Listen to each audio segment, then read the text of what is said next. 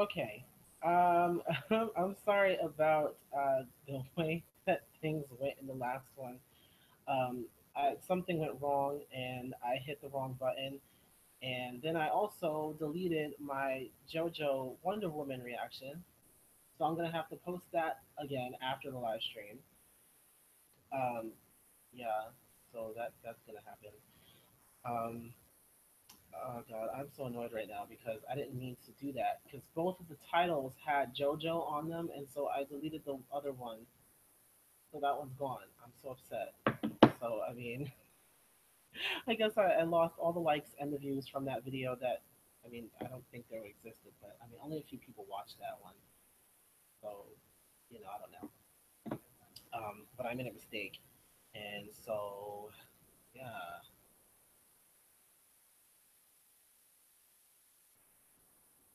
Hello. Yeah, I don't know. I don't know what happened the last time. Hmm.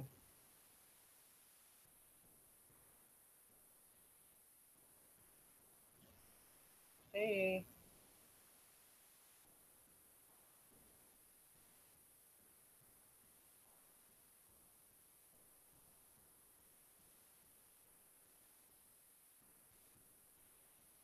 Happy Friday. Oh gosh, it is Friday. Tomorrow I have to work. So sad.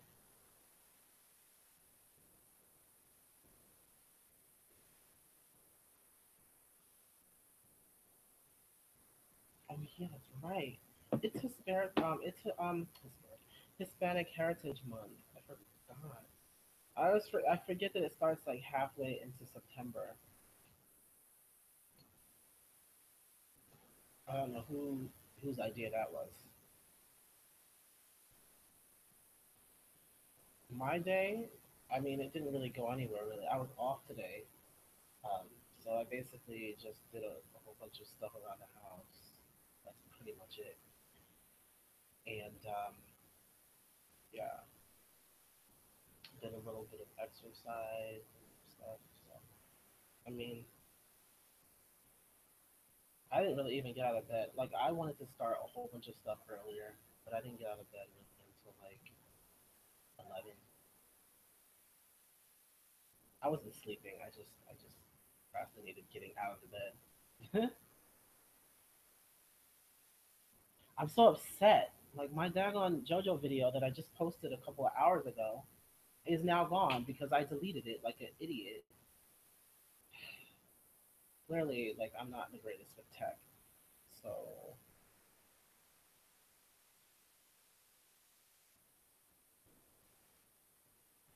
mm. I know people were expecting this live stream. A couple people, but I didn't. Everybody already kind of just left and went to do whatever they're doing because now nobody's actually watching. That's whatever.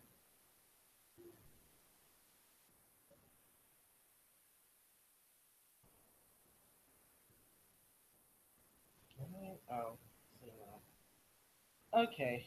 So it looks like I'm not really even going to be able to talk about what I want to talk about. Oh. Since like the video is gone, it's like it messes up the whole entire point. Like I was supposed to post the JoJo video, and then we could talk about JoJo.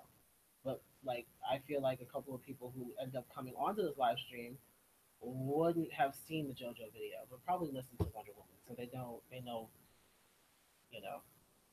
Uh, I'm upset. I'm upset about that.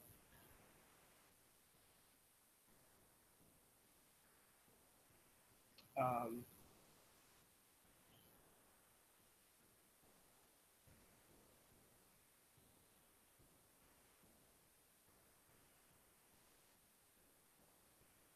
eh, I'll repost it after the live stream. I'll repost the JoJo video after the live stream. At least, you know, it's still in my file, so I can go and get it and repost it. It's annoying to re-upload something because um,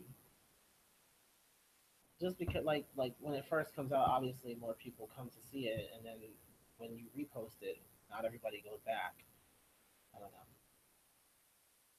I mean, it was just the beginning of it, so it could have been. Hello. Hi. Well, um,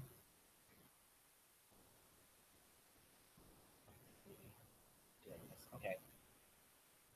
So, de- in this live stream, well, I said it on.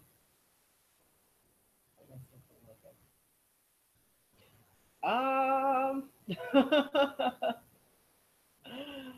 um, are you talking about me?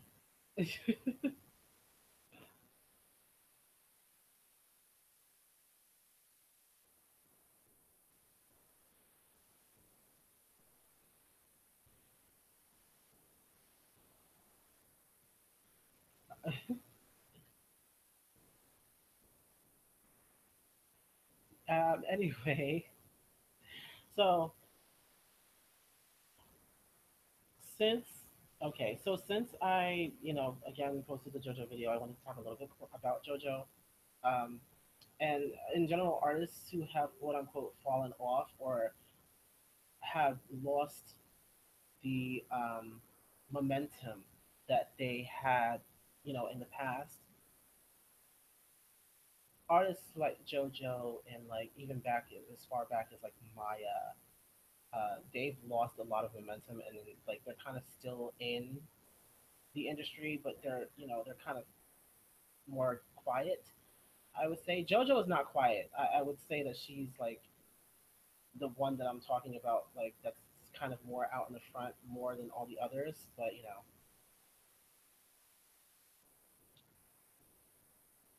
oh yes, okay, yes. Down is certified gold in the U.S. Um, that just goes to show you how many people really just don't care about Fifth Harmony, and then you have a whole lot of harmonizers who just don't get it and don't get that like there are so many other artists that more people get with. Am I the only one who likes Down? Probably.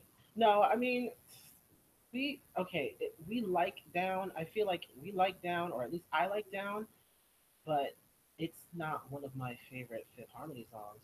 Definitely not.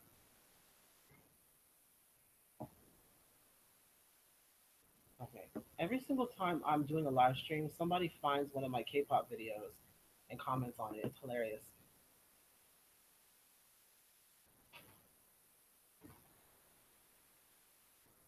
Um, but yeah, I feel like we like Down. It's just it it wasn't really the song that we wanted. I guess we were expecting so much more, but we got that with Angel, and then of course the rest of the album was good. So we let that one slip down.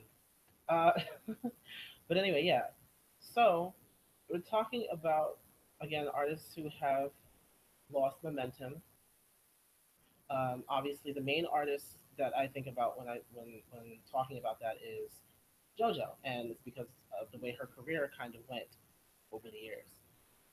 Obviously, she came out at a very young age. She was about 12, 13, 13 when her album came out, and she drew a lot of attention to her because she was little, little girl with a big voice, and a lot of people liked it about her and how much she kind of commanded attention, the way that she performed on stage. Um, I don't know. I liked watching her perform, and even at a very young, even like when I was like 10 years old, I was watching. I was like, wow, this girl, like she's awesome, and she definitely deserves a lot more than what she's gotten. It really wasn't her fault. Well, yeah, no, you can't say it was her fault because she was very young. She was a kid. She was a child. So it really wasn't her fault that she got, stuck with a company that was trying to kind of mold her into what they wanted her to be, rather than allowing her to have artistic freedom, which is something that a lot of artists go through in the industry, which is the reason why there are a lot of people who are very talented who just honestly don't want to be bothered with getting into the industry because they kind of know, what they're in for.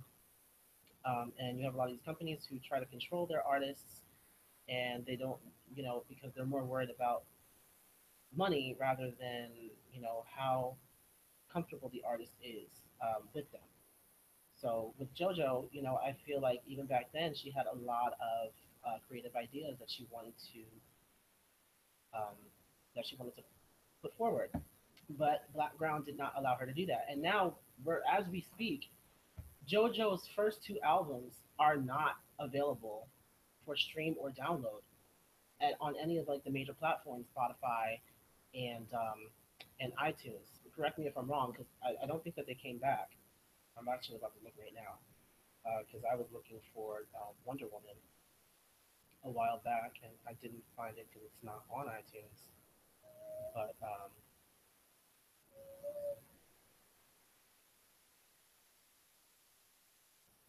what the hell? Hold on.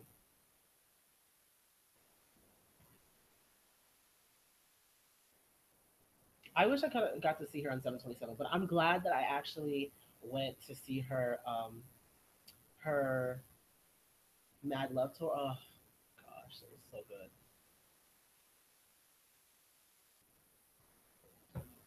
Yes, no, she has some of the best ad libs.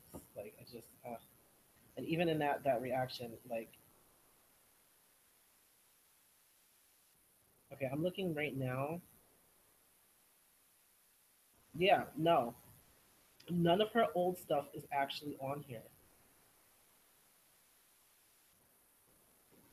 Some of her music videos are actually none of them are. Everything before the Tringle is gone. So it's like it's sad and that like and then somebody actually brought it to her attention on Twitter, and she all she could say was, "You're gonna have to take that up with Blackground because I don't have I really don't have control over that." And I feel like we might not ever get a chance to get those songs back. It's really sad. Like you can't get it on Apple Music. You can't. Can you guys hear me? Because I feel like I'm not like the little sound bar thing is not going up at all. So I don't know if you guys can actually hear me. I'm like sitting here ranting and you guys don't even hear me. Like my microphone is okay. No, my microphone is on. Okay.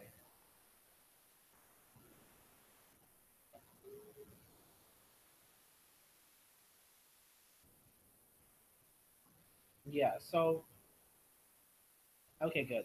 So the thing is,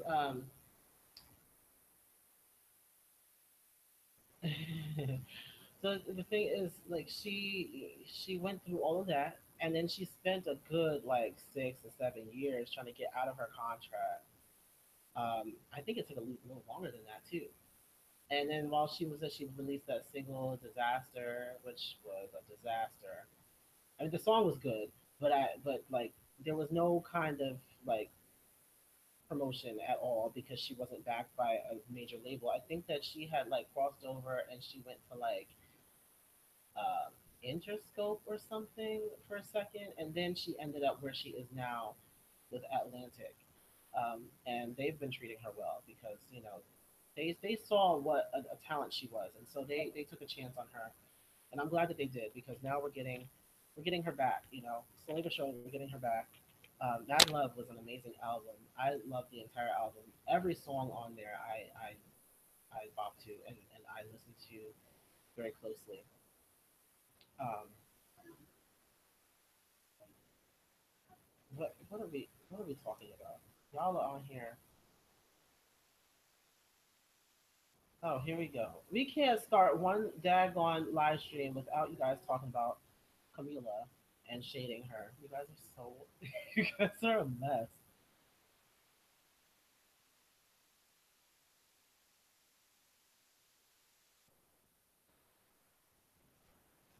Right. Save My Soul actually was a good song too.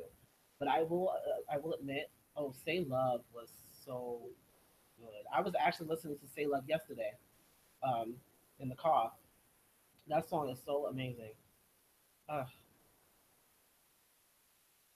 I wanna be as far apart from where we are, from where we are.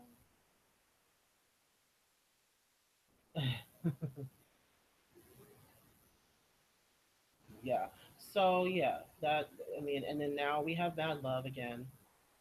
Which my favorite song on Mad Love changes like every week. Kind of like my favorite song on Brandy's album Full Moon. I have a different favorite song from that album like every week, depending on which one I listen to the most. And um, yeah, so right now I want to. Well, last time I said that my favorite song of the week was "Good Thing," but I think like on Mad Love, I don't know. It's hard to choose a favorite one. I find myself listening more to like Clovers and Edibles and song and those songs more than the other ones. Like even more than uh, the like main singles from the track. Like fuck apologies. Like I find myself listening to those songs more than apologies. Where are we at? Okay.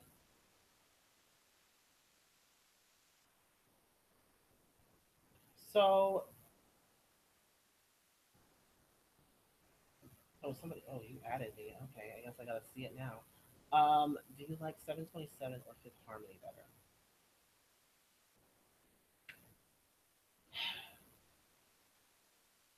Well, let me see. The thing is, um, what the hell is going on? Stop it. Okay. The thing is, with that whole situation is, look what you made me do is number one. I mean, that's not a surprise at all. I mean, I was expecting it.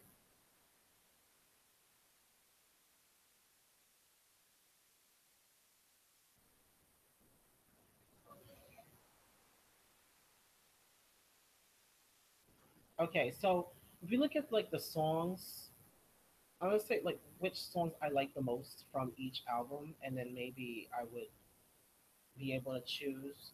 Because like from 727, it was like it was scared of happy, all of my head flex, not that kind of girl. So that's three. But I feel like Angel just destroys every song on 727. Like I'm sorry, but that song goes hard. That song in Lonely Nights beat out all of the songs that they've done in the past. Like I have to say, I have to say.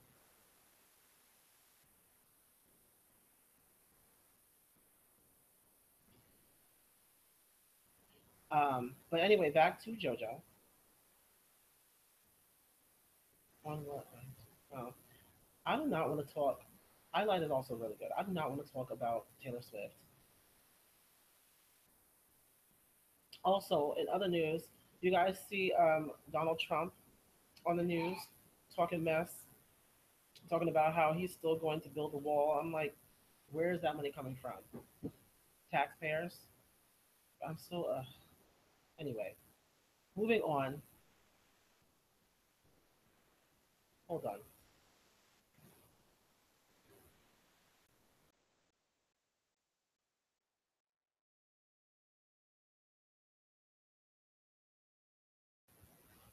Why is it that whenever I live stream, you always have to be here making a whole bunch of noise? Uh, I haven't shut the camera. but the microphone can still hear you. How can the microphone still hear you? Ah! Because it's a microphone, Justin. It doesn't need, you don't, what? Every time when I go down, your face looks weird. And your neck. Every time when I go down, Would you please stop? it's an X-ray. Interesting. There are a million things that you could be doing right now, and you decide to come down here and bother me. No, that is not it. It wasn't. Now they're calling you the cutest thing ever, Justin. I killed this. Why is it going cute? Because you're being annoyed. No, go please. Ugh. I'm not cute. I am not cute. I agree that Fifth Harmony is better than 727. But anyway, um, stop.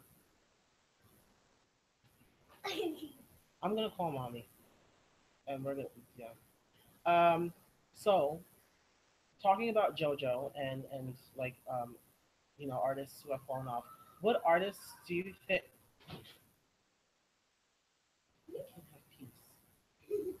I just can't. I can't.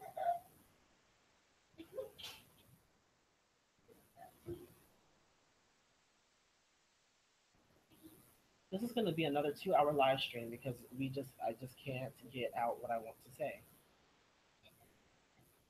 Justin, who is Justin? Justin is my little brother.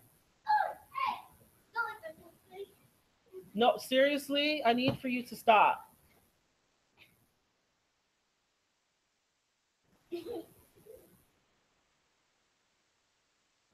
Justin's my little brother. Same, same mother, different fathers. He was born when I was 15 years old, so we're 15 years apart.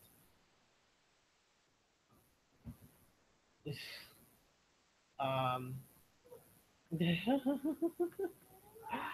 he's fine. I just wish that you would just stop acting out. Like you were over there being quiet. Can you go back to being quiet, please? No, because you were over there playing on your iPad. You can do that quietly without jumping around and acting crazy. He's 8. Um, well, you'll be 8 this month, and you're acting like you're 3. No. Why did I do? Why did my? Why did you?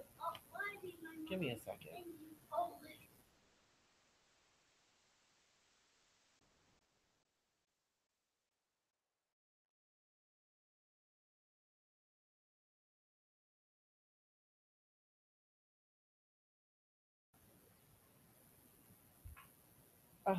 Okay.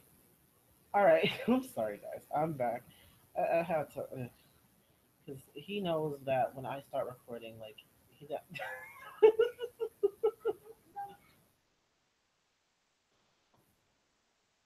No, I do not do that. Like, people are saying that I work possessed. No, I'm not. I don't do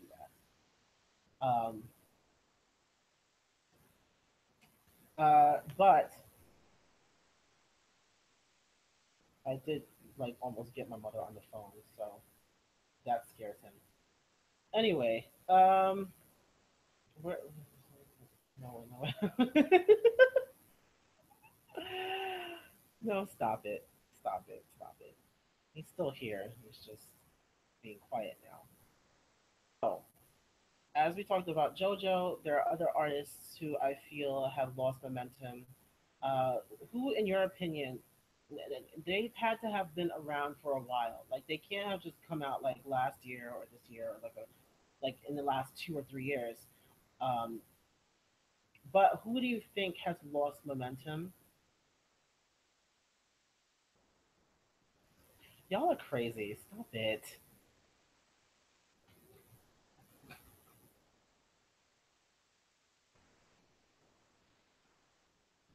How do you say your name? Well, technically, it's not my real name.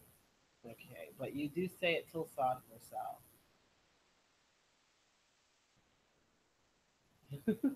Don't ask me where it came from because that story, well, it's not that long of a story. It's not that long of a story, but you pronounce the name Tilsad Mursal. And I kind of made it up, kind of mixing together different languages, mixing together like some French, Latin, and even a little bit of like a word that I saw in Arabic. It always does that. It never. It always says that like there's two or last time I said one person was in there, but then I saw like 5 people. It doesn't update in real time most of the time.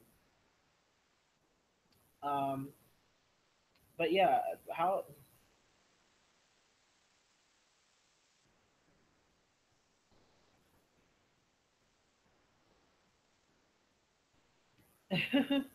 well, yeah. I mean, I'm glad you asked. I've only ever said the name that I use on here. I've only ever said it.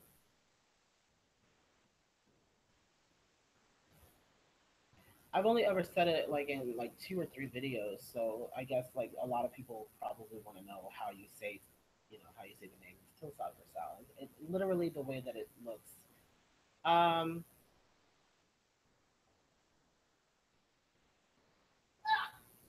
Okay, so again, what artists do you think falls? I see Iggy Azalea, and honestly, I mean, I don't know. I feel like I hope she doesn't come back. I said they said that she's trying to do new music, and apparently she had a new song or whatever. But I was never really a big fan of Iggy. She has some cool, like she has some like cool hooks and stuff, and I kind of like Black Widow. Um, but then like I don't know, it got kind of old, especially with Rita Ora wailing on the track. Yeah! Like I wasn't feeling it after that. I was like, okay, it's fine.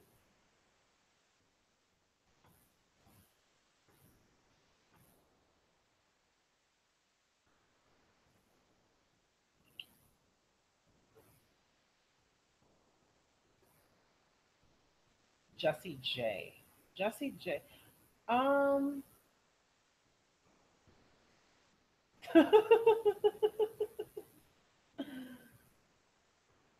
Well, that's what Rita Ora did to me the first time I heard.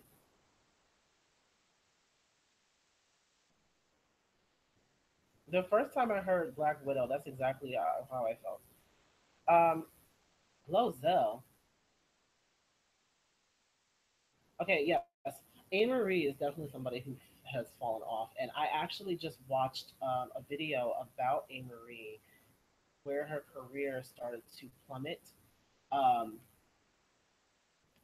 and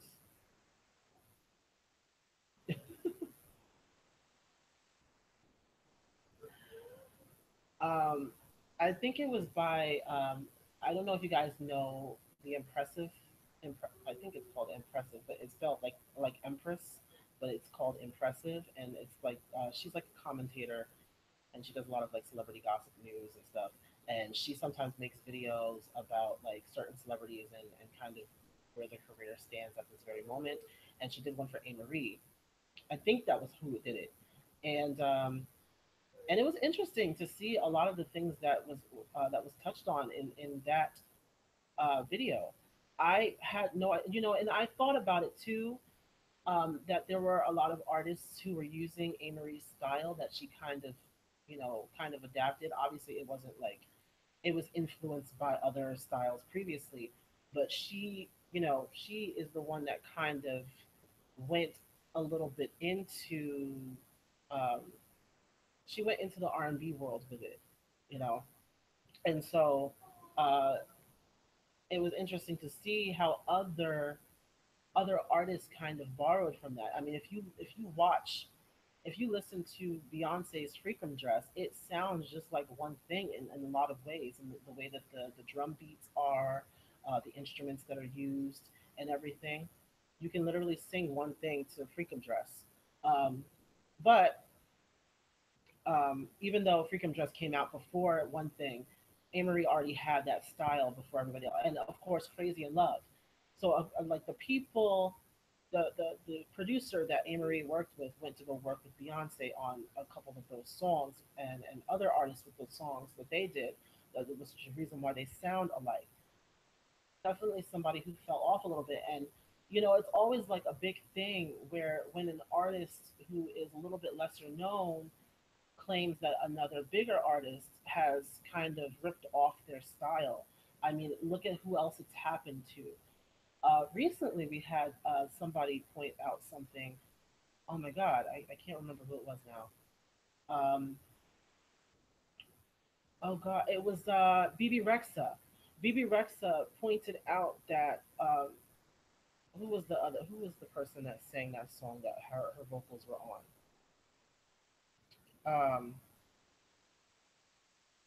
Gosh, now I forgot. But it happened recently with BB Rexa, and she was originally supposed to sing on a really popular song, but then but then they gave it to another artist, and that artist continued to use her vocals on the one like higher part, and oh God, now I can't remember. It's annoying.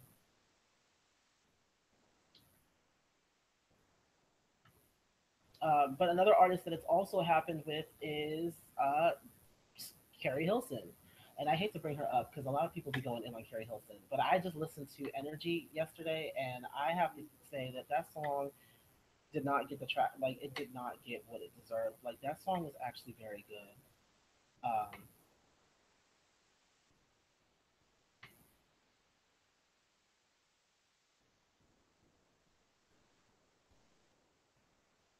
Yeah, no. Granted, I don't care too much for BB Rexha's voice. Like her voice to me does not sound that great. She can hit some notes, but um, she can hit some notes, but like the tone is sometimes a little bit hard on my ears. Sometimes she just does things with her voice that I'm not fond of. Kind of like Camila and a lot of these other singers out here, Sia. Um, they have voices, but they're not like my cup of tea. Oh, when the BB from Tiffany. Oh, okay, I don't know what that is. But yeah, no. So again, Carrie Hilson. Um, she was originally supposed to do what was it? Oh gosh, it was a song with Usher, and it was supposed to be the remix of that song that he had. And she wrote the verse and everything, and then they chose Beyonce to do it. And then they brought it up later on that that Carrie actually wrote the verse that Beyonce sang or something like that. But again, people continue to um, talk mess about Carrie, and of course because of the fact that she actually went kind of after Beyonce, and the fact that she wasn't obviously as big as Beyonce, nobody really cared. People just kind of shut her down because they're like, oh, why are you talking about somebody who's like more popular than you? You're just jealous. You're just bitter. No hate to Little Mix, but I hate that girl's voice. I think her name is Jessie. That's horrible. But no, I understand what you mean. Jessie has a very distinct tone, and then she has like the very heavy vibrato. And even in the the latest Keeping Up with Fifth Harmony episode, you know, Dope Harmony makes fun of that with the way that he sings the her verse. Come and get it, we still got time. Like she he does like vibrato and the time. Oh gosh, that was so funny. I'm sorry, but I mean, yes, I noticed that actually when I heard one of their songs playing in my store a couple of years ago. It was a few years ago, but I noticed I was like, why does this one girl have so much vibrato? And that was before I knew who Little Mix was. I actually thought that they were Fifth Harmony, um, just because. But then I found out it was Little Mix, and I was like, oh, I guess I'll find out about them. Um, that was back in like 2014, early 2014, before I even knew who they were.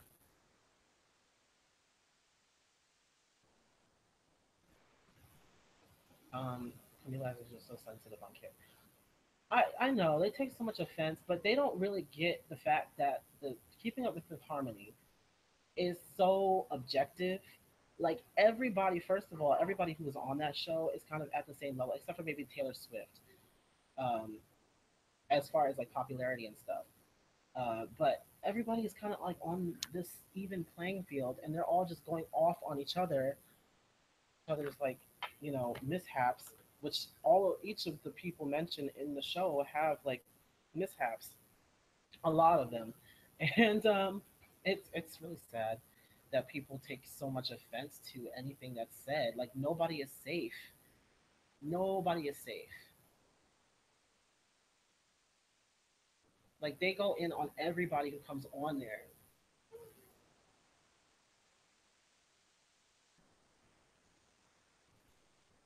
Yeah. Um, Somebody mentioned another artist that went off that like lost momentum. Um, you know who's lost? Well, I won't say they lost momentum, but they've definitely fallen off.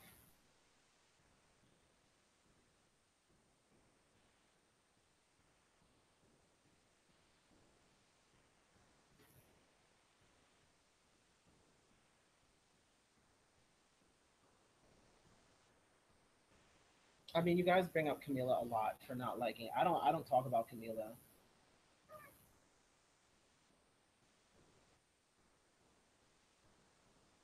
I don't. Yeah, I don't even talk about Camila on a daily. Like I don't. Yeah, like when I'm talking about Fifth Harmony, I don't even talk. I don't even bring up Camila. I don't even think about her until you guys actually talk about her on here. I really just don't even think about her like that. But like a couple of my videos I've mentioned her, but like I like as like a kind of center point to compare and contrast. But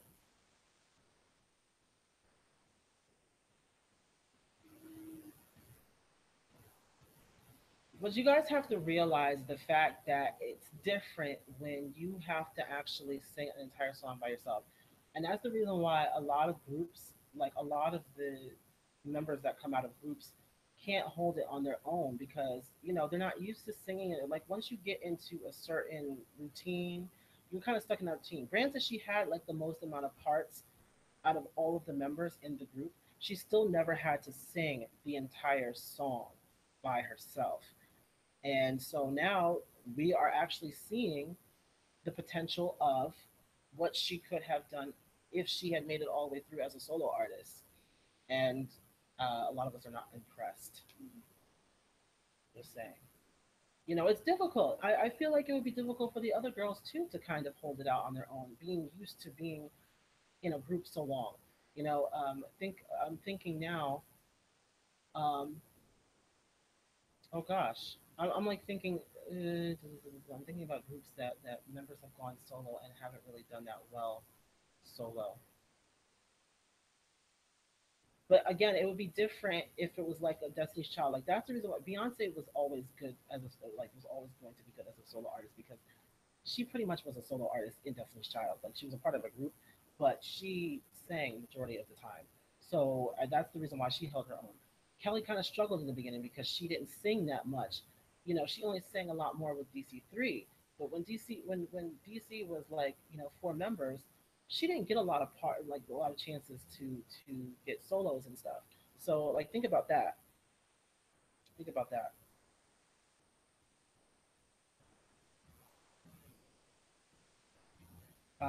But yeah. Anyway, back to an artist.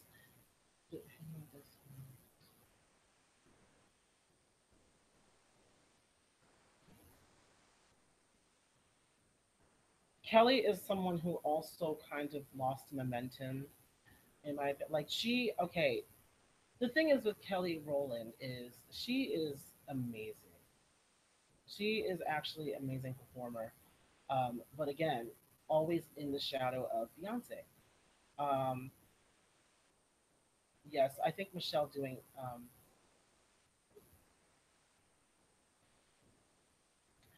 I think that Michelle doing gospel was a good move for her because it does work really well with her voice. Um, So yeah, Kelly was my favorite member of Destiny's Child. Like I like Kelly the most, and I just saw a lot in her even earlier on. And then when she went solo and she started doing her solo thing, I tried to keep up with it, but a lot of her songs kind of fell on flat ears because there was a lot of people who just weren't into whatever she was putting out. Granted, she has some bops, but even like in I'd say the album that was the best was Talk a Good Game, and really honestly because it was her most honest album, um, and it had a lot of good structure to it. Um, but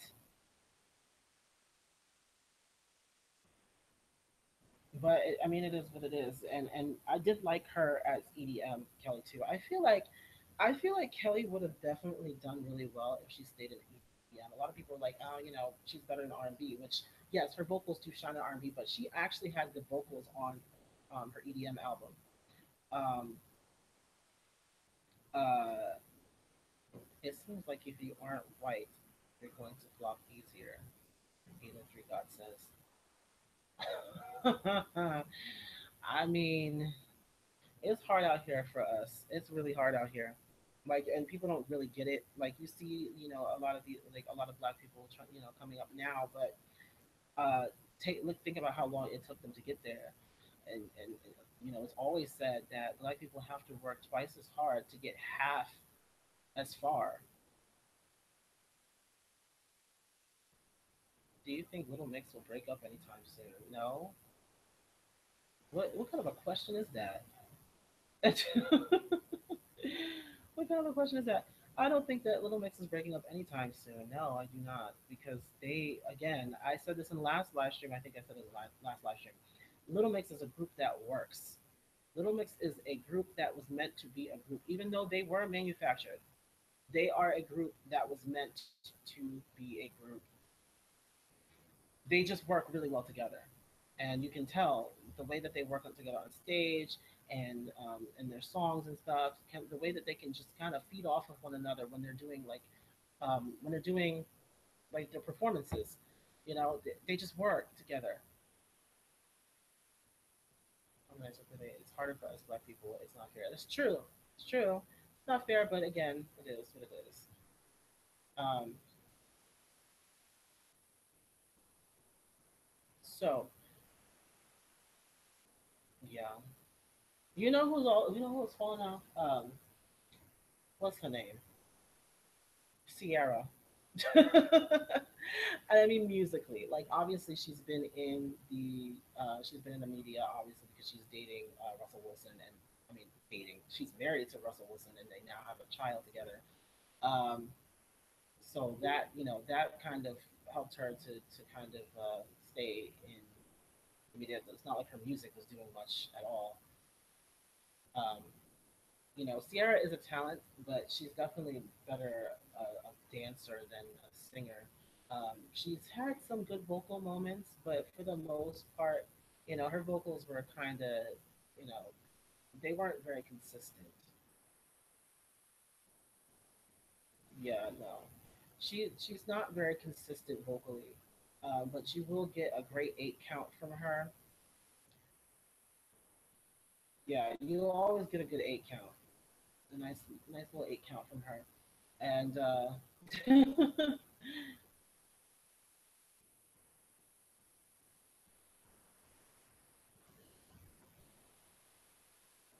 you met Jordan Sparks. I really want to meet Jordan Sparks. She actually retweeted me a long time ago when her album first came out. Around that time, her album first came out. I commented about her album, and and she replied to me. Oh, that was everything. I was so happy. I was so happy that Jordan Sparks replied to my tweet because that album was actually very good. I liked it.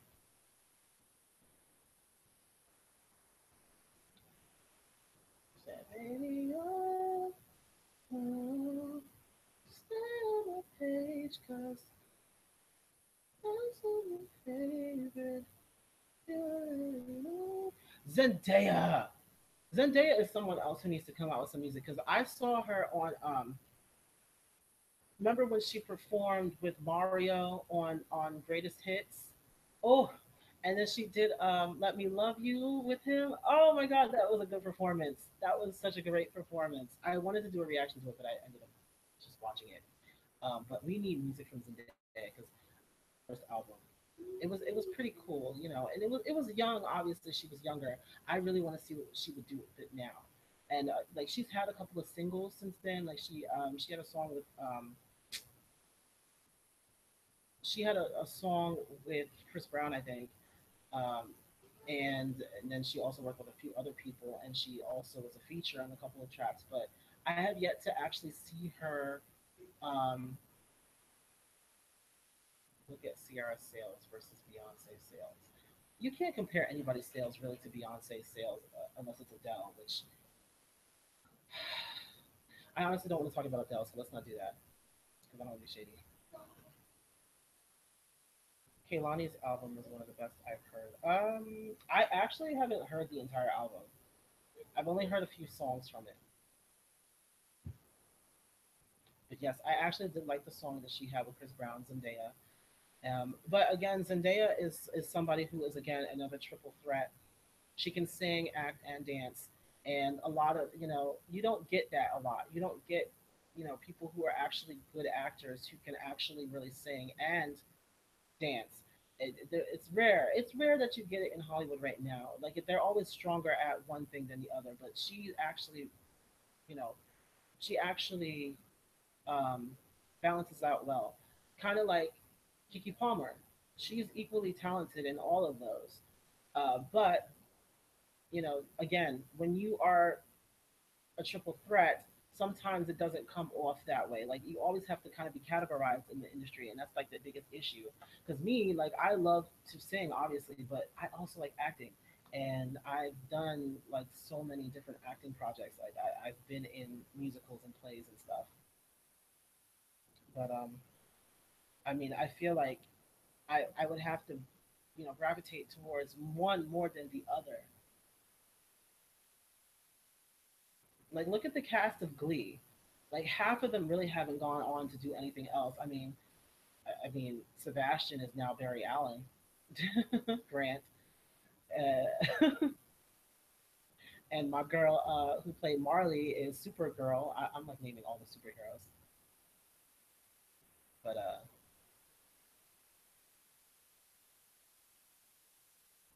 Amber, yes, Amber Riley, right? Amber Riley is somebody who needed to have like an actual album. Like I wish that her storyline in the show followed her off the show because she needed to put out an album. She really did.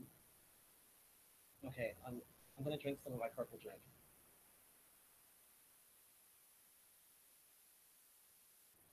Okay.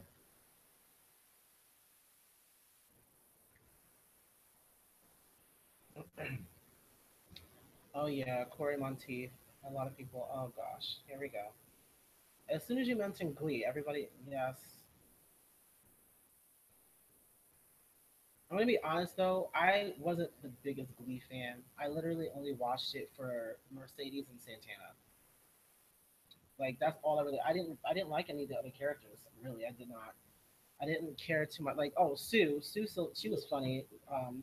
Jane Lynch.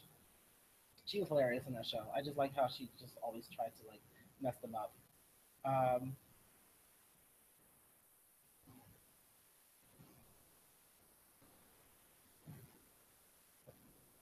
no, sorry. I can't. I can't. I didn't like Glee.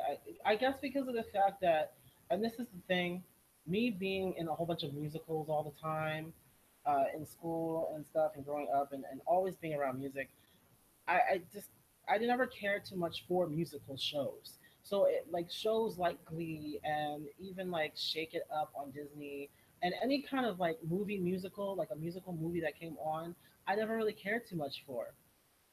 I didn't like High School Musical like that. Like I watched it and I know the storylines and all the characters and stuff, um, but I wasn't the biggest fan of High School Musical.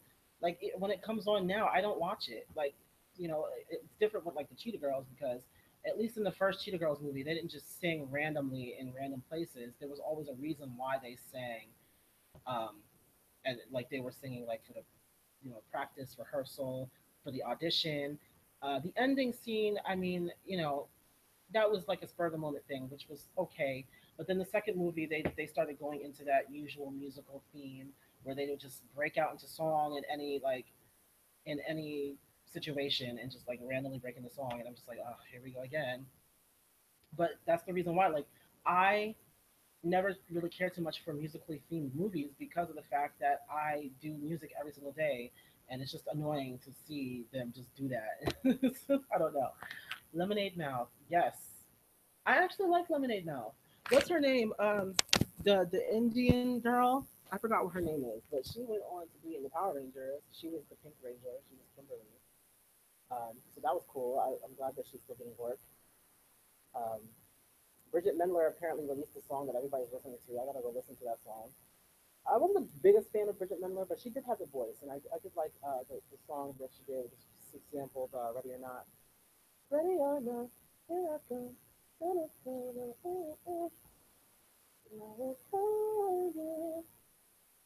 Only like High School Musical and Sharpay. Yeah, same. Sharpay and um, what the hell was Corbin Blue's character's name?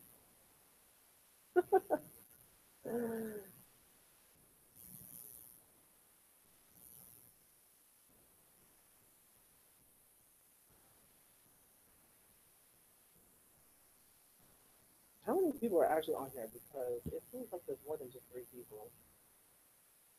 Maybe it is. I don't know. Oh, okay.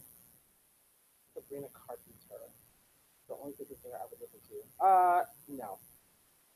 You know who I, you know who I would talk, who I would listen to more than all of those? China and McLean. Listen, y'all can't tell me that that girl is not like kind of single handedly like saving Disney Channel. Naomi Scott. Yes, her name is Naomi Scott, the Indian girl from Lemonade now. Cause she, yeah, okay. I always forget her name.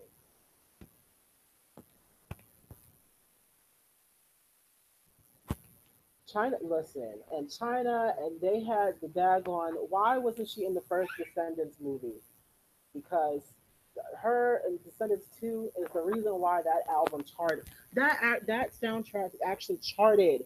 It charted on iTunes. That's how good the soundtrack was, and it partly because of her. They know what the talent. They know where the talent comes from. Okay, they know the.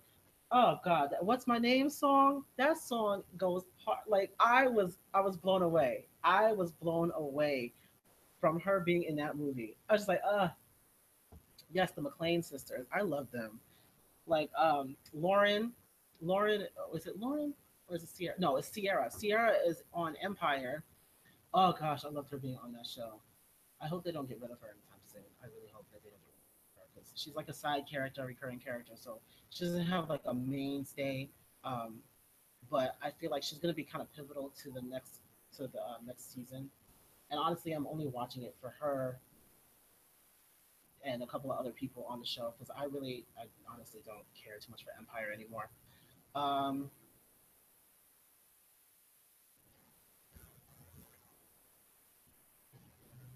what? Somebody says something.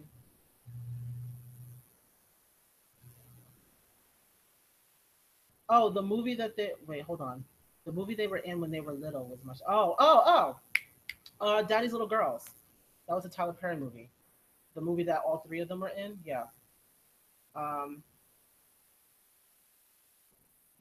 they blocked me just because I said I don't like Camila. What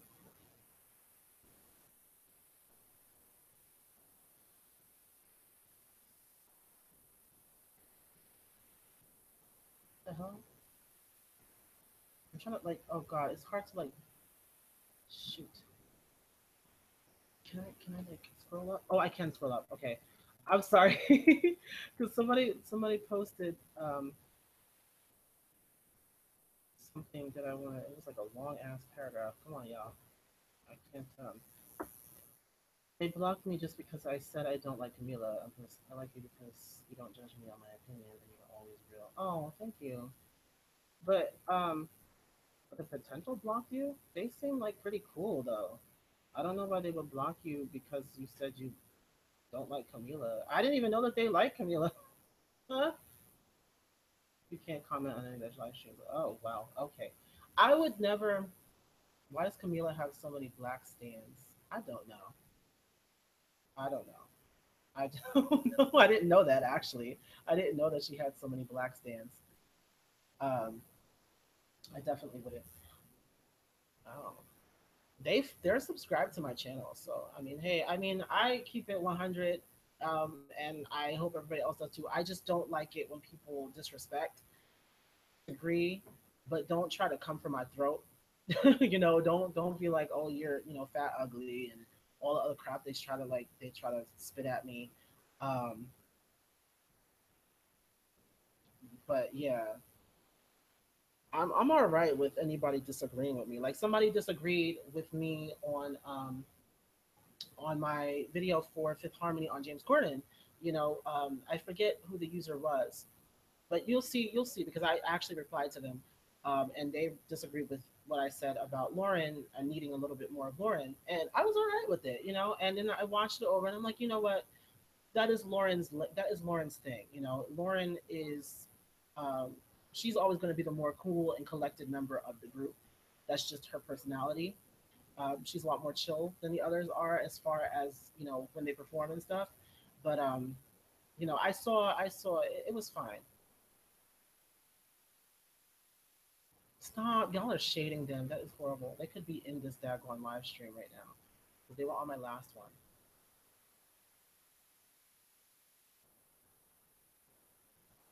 Stop. Somebody said that they copied the incoming. Like, what the fuck is the potential? Stop it. What do you think? Yes, Justin.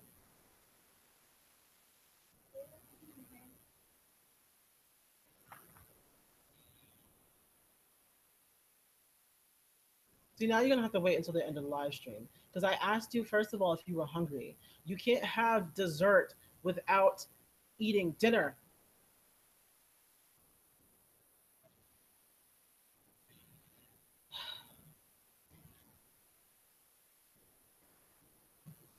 I don't know. You guys keep on shading whoever you're shading right now. I will be right back.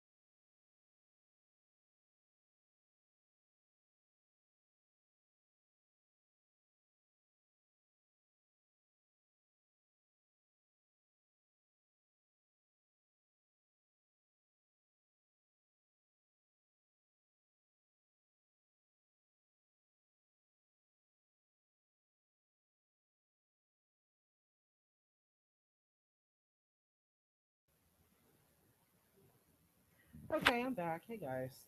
I had to get my brother some food. He wanted to eat.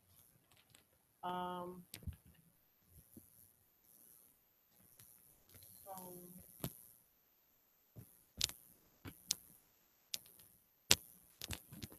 what are we doing? Are we being sarcastic? Are you being serious? I can't even tell half the time with you guys.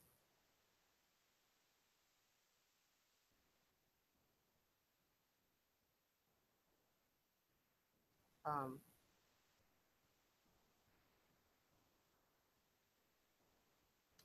no, we're not talking about the Michael Jackson cover. We're not doing that. Again, see the video that I actually made about it.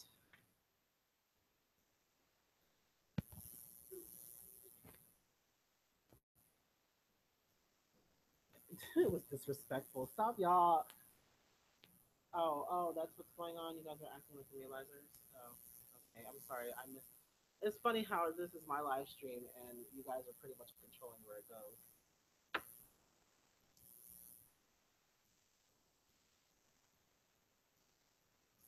Stop! You said if MJ was still alive, he would have died listening to it. Y'all need to stop. Y'all need to stop it.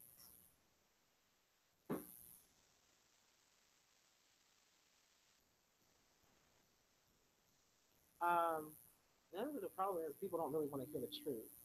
People do not want to hear the truth, and that Michael Jackson cover was not great. Even my mom said it wasn't great, and she's somebody who definitely knows music even more than I do. Like I know a little bit compared. Like I know a little bit. She knows a hell of a lot. She actually studied music in school. Like me, I studied it a little bit, but I didn't actually like major in music. Um, but anyway, yeah, no, well, let's stop talking about that. So let me see. Ooh, has anybody has anybody heard anything from oh my god, who was the artist? What's her name? She was a DeBarge, Christina DeBarge. Have y'all heard from her in a while since she did the goodbye? I know she's on Growing Up Hip Hop or something, right? Is she releasing any more music? I know you guys know a lot about stuff that's going on, but I feel like nobody knows a lot about her because she had like 15 seconds. Christina DeBarge. She said she she's oh god. No girl, she irrelevant. Stop it. She's kind of irrelevant. I mean, the only thing about her is that her family was really big. Everybody knows who DeBarge is. But like with her, I liked her.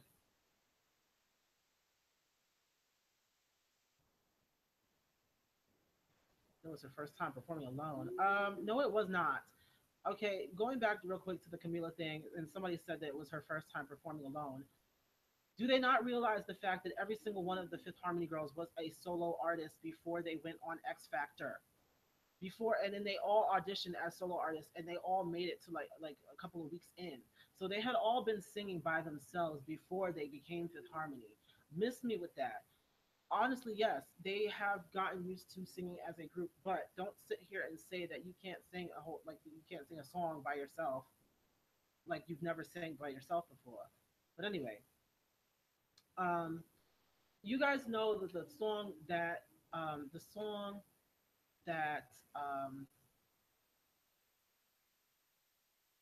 you've never heard about Christina Navarre? Okay, so like back in I want to say like 2009 or 2008. I know I was living in Linden, New Jersey at the time, so it had to be between the years of like 2000. Well, I lived there from five, but I think I was already in. I think I was like in middle school, so I like 2008. I want to say 2008, 2009. So she's the child of James DeBarge, who James is the one that people claim was married. Well, I think they were married, but people claim that they had like a child, or he had a child with Janet Jackson. And remember that crazy girl who came out saying that she was actually Janet's daughter and did not look like neither of them. She didn't look like James and she didn't look like Janet. She didn't look like she could be a part of the family. Well, James DeBarge is the father of Christina DeBarge, and Christina had this song that was actually a pretty good hit. It topped charts and stuff, and it was called Goodbye, and it sampled na na na na na na na na hey goodbye. And the song said, "Am I supposed to put my life on hold because you don't know how to act and you don't know where your life is going? Am I supposed to be torn apart, broken hearted, and I'm gonna cry and pardon me if I don't show it?" I actually liked that song because lyrically it was actually kind of cool the way it just kind of flowed, and she had some good vocals on it too. Um, but then she kind of went away after her second single, Sabotage, and her whole album came out.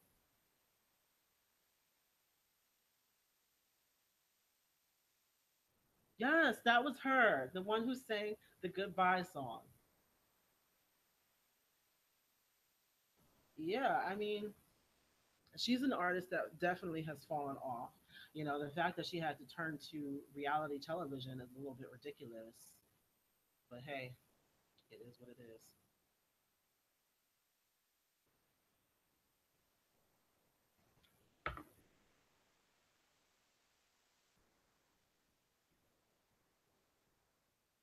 See, y'all know who she is. There's a lot of like one hit wonders out here that you guys aren't even aware of. Like I listen to it all, and that's the reason why I used to get it to that song. That song used to be everything back then. But then she went away. She had the song called "She Did More Than Falling Off." No, she plummeted. She she. Oh God, no. Yeah, no. She plummeted like gang, like freaking, like she just shot from here to freaking Jupiter, where the daggone.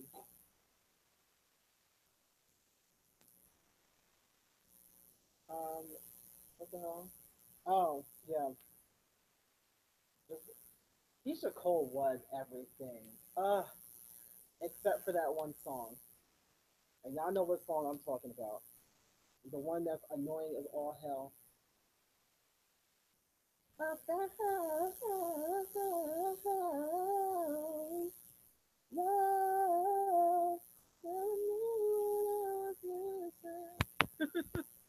That song used to annoy the mess out of my mother and me. Oh God, we used to be so upset when that song came on because she sounds like a broken record. Except for the one that she does like before the bridge, when she goes right up and down the scale like it's supposed to go. If you're gonna do that, like at least go up and down the scale.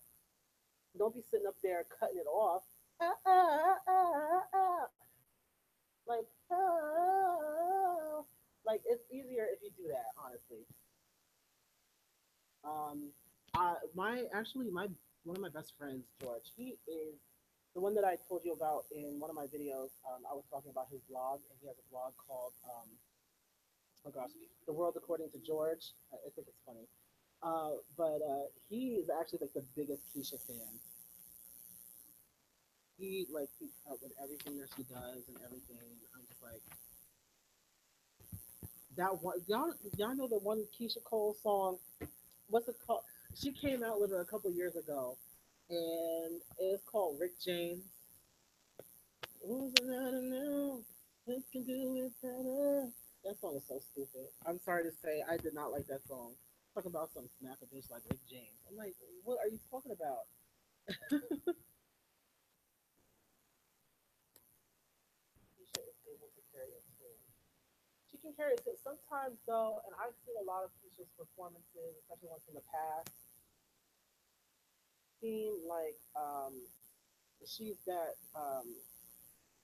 consistent with her vocals. Because sometimes she goes all like she goes very flat. And what I remember one time, George he said like he sent me a clip of her singing. Why did she sing the entire bridge of the song sharp? Like she was above the daggone note, and I'm like, what is going on? So, so I feel like she has vocals, but she kind of suffers a little bit live. But I will say that she had some really good songs. Like, she was pretty much like, it was like listening to Mary J all over again.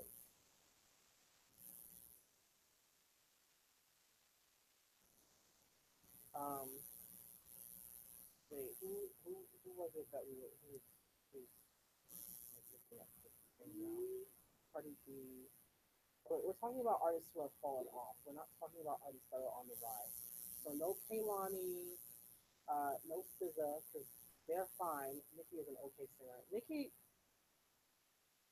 Listen, Nikki is an alum from my mom's school, LaGuardia Performing Arts. Listen, she originally auditioned, and I believe that they had said she originally auditioned vocal. She originally auditioned for vocal, and she actually didn't get chosen for vocals. So she started acting. She went in there and auditioned for acting and got in for acting. So the school, even the school denied her for vocals, and she said something like, "Oh, like she was feeling sick or something, and that's the reason why she, didn't do her best." And now I'm just like, no, I don't think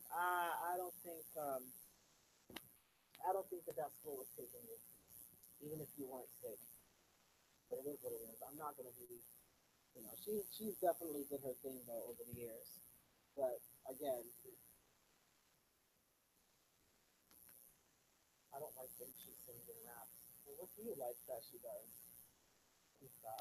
Again, we're still talking about artists that are like big. Like we're supposed to be talking about artists that aren't anymore. Is there a buzz in the room? There's no sound. What sound?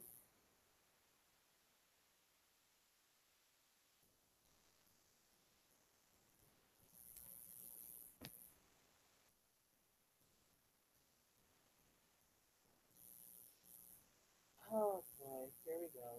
Yeah, no, I. What the hell?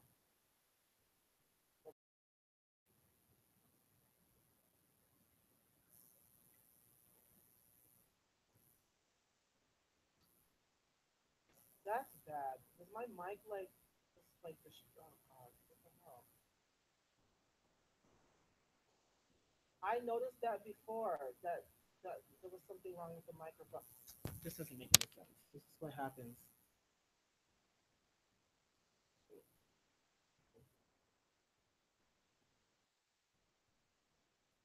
That's so annoying. I'm sorry, guys. I honestly don't know what's wrong. Hello? Can you guys hear me?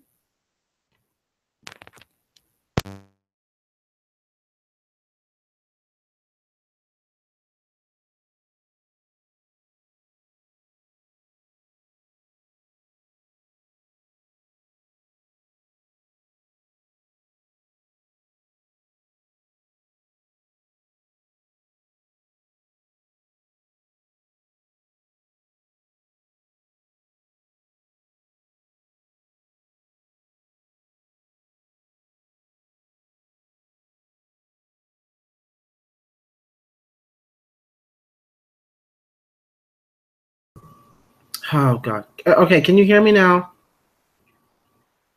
Can you hear me now? I think you guys can hear me now because I can see the audio.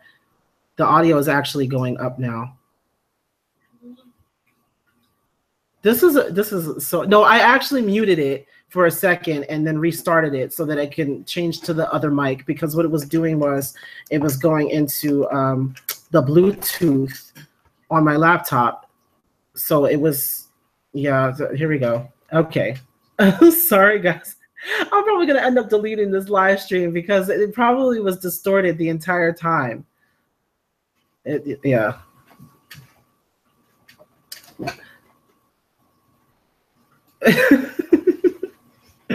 This is such a struggle. Such a struggle. Oh, you guys would probably hear you because somebody said, "Is there like a bug in your room?" Because I hear something weird. The microphone that I had, and it was the Bluetooth that was hooked up to.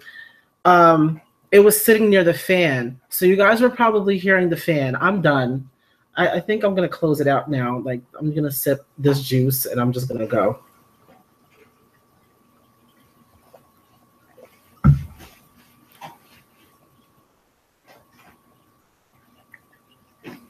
You guys were here. Yeah, you guys were hearing the fan from my laptop. That's horrible.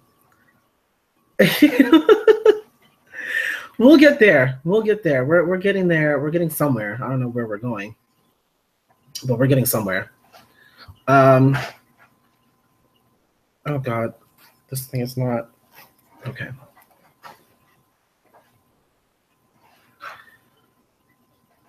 Um. So yeah. So we have who's on the list right now? Keisha Cole. I put Christina DeBarge on there. Obviously JoJo. Thinking about other artists who have fallen off. I, there Oh God, who was the one that did that song? No, actually, no. I better not mention them. Let the beat. I am excited about Dinah's collaboration. I really am. We've been waiting for it for a long time because she's been talking about it since the beginning of this year. People have been talking about it. I don't think she has really, but people have been talking about it since like the beginning of this year. I'm just like, dang. Who? Oh, Fergie. Yes. Thank you for mentioning Fergie because I actually wanted to talk about the Black Eyed Peas a little bit. So, word on the street is that CL from 21 is actually going to replace Fergie as the new, like, as the new, like, I don't know, female member of the Black Eyed Peas, which makes absolutely no sense in my opinion. Excuse me. After Fergie released that MILF Money, I don't know what the hell, like, I don't know what that was. I don't know what that was, and don't even ask me because I can't tell you. There are a couple of people who are missing on this live stream, and I wish that they would come in and like talk to us. So there's like a couple of people who always are here, and obviously it's like, you guys too.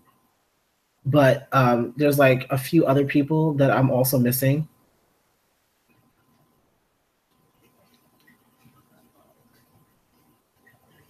Monty's collab is called I'm Coming For You Bitches Who Slept On Me. Stop it. No.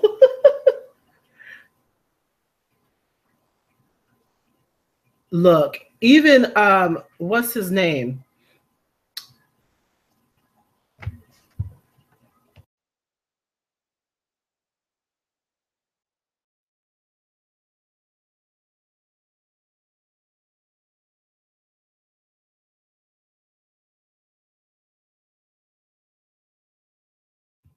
Okay.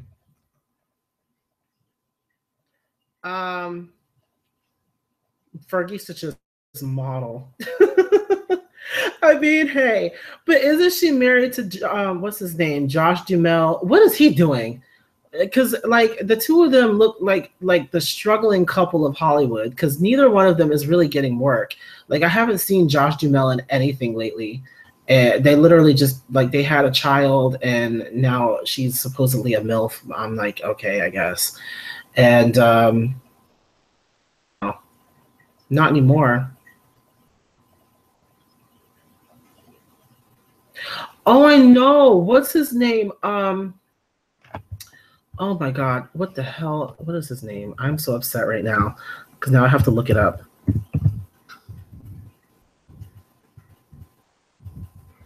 Now I have to look it up. But like actually my favorite member was Taboo. Actually, yeah, no, my favorite member of Black Eyed Peas was actually Taboo, and I was upset that he only ever got like a couple of he only got like a couple of lines in every song, one line, like he only had like one verse, and it wasn't even like a full verse.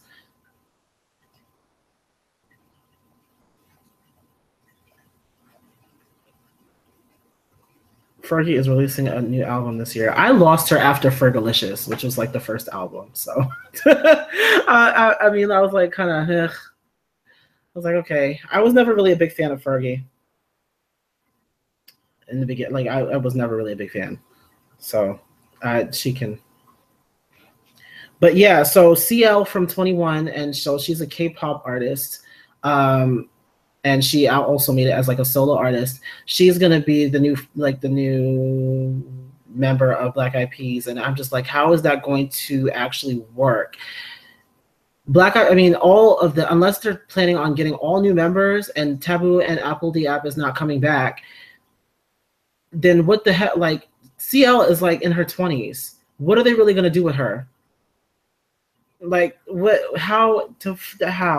I mean, they'll probably come out with some great ideas because I feel like Black Eyed Peas in like 21 style was like very very similar in like the different music that they produced.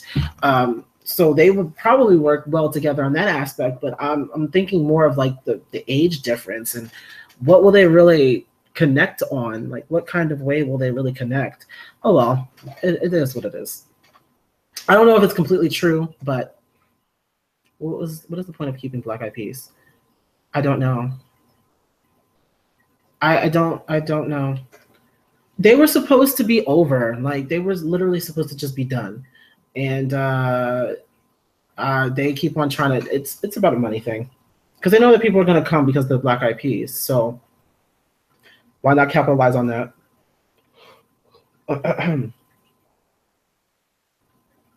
I'm excited. When did I start slushing? It's like 8, or I mean 6. I thought that they were disbanded. I don't know what's going on. Somebody said that, like, I heard that on social media, and a lot of other people have been talking about them coming back and CL joining the group.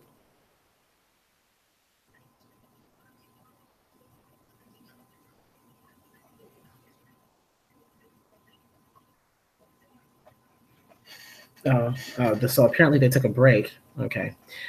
I guess they're one of the artists that's fallen off. um, who else?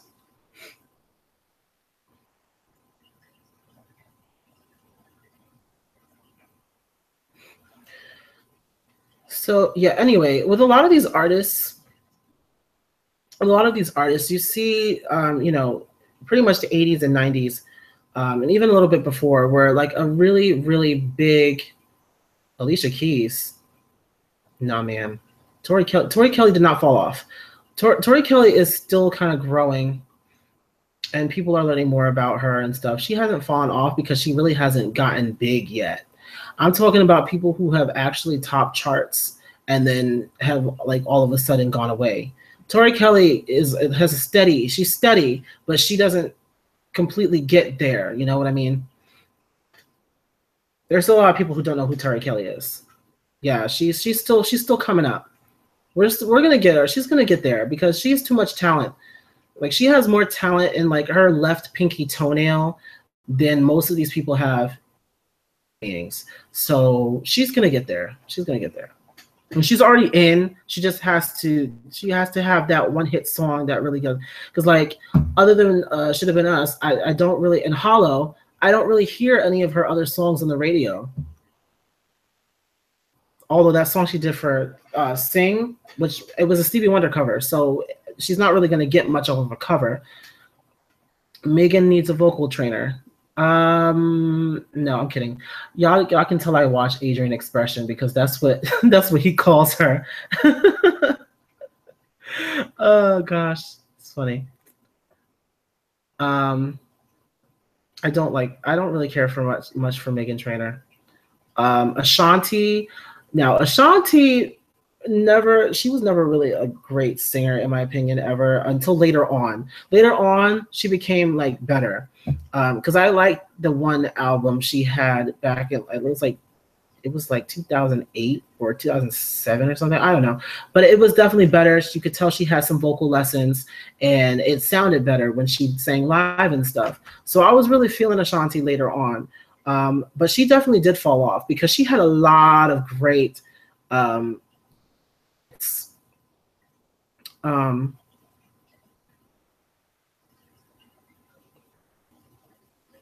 I don't know. They hyped that up. Tamar, oh my gosh. She also did well. She's not falling off as much as quitting because obviously "Love and War" was like her biggest like hit. But after that, it wasn't really. She didn't really do too much after that. Like she had some other stuff that came out, but why do people think that they can just?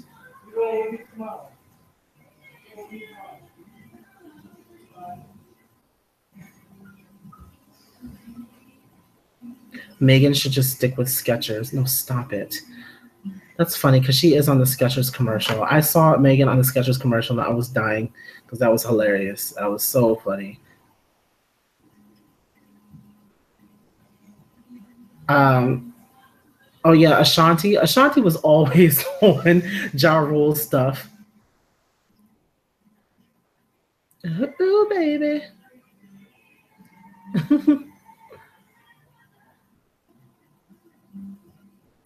Apparently, Tamar is well. She's going. Well, first of all, she's going through some like marital issues, which we've already known about, and and apparently she's also quitting music. I don't know. Like maybe she's just quitting being an artist. Maybe she just doesn't want to be an artist anymore. Um, so I mean that's kind of interesting, considering that her music career as a solo artist wasn't all that long. Even though obviously she's older, she came out when she was older, so that already kind of counted against her. But she was able to kind of make her mark because you know everybody knows who she is. Obviously, they know her more for the reality show she has with her sisters, but she also made some headlines with her music as well, and she does have a great voice. It's just that you know she's not really able to hang out with all of the young girls out here like that, you know. Nicole, yes, Nicole. Nicole is very. She would go underrated, and she definitely fell off after the Pussycat Dolls, um, because once they folded in, like nobody was really caring about them. Even though Pussycat Dolls was literally Nicole and her backup dancers. Um, oh yes, Nicole is acting. She's on the new. Is it Dirty Dancing that she's on? It the like the. I don't know if it's like a series or whatever. It's whatever it is. It's a dancing thing.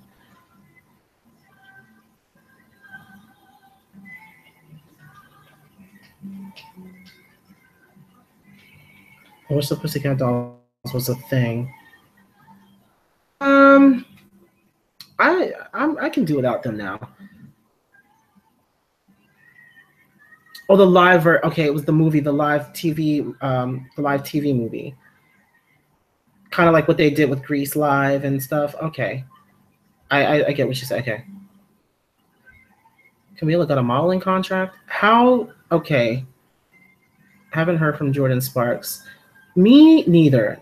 I've been still continuing to listen to Right Here, Right Now, but with her,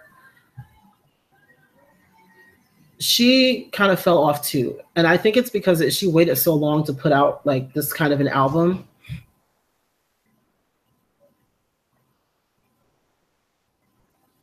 It's been she took too long to do this kind of an album.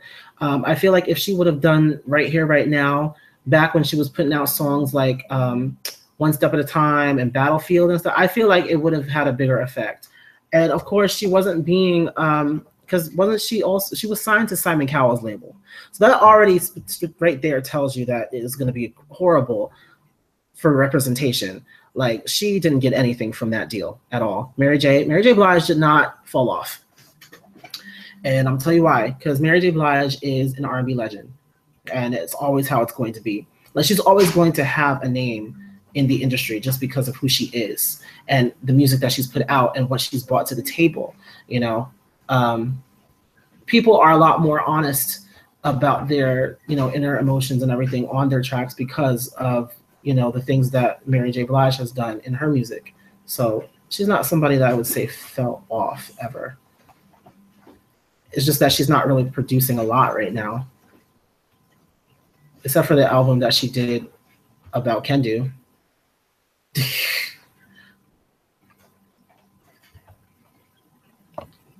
Someone else said Missy Elliott. I don't think that either. She's always going to be somebody that's just around, and she's always going to have the fame that she worked hard to get. And it's not like she's like somebody who put out one hit and then went and then like kind of lost momentum. She's always like has been like around and stuff, and everybody knows like at least one or two of her songs.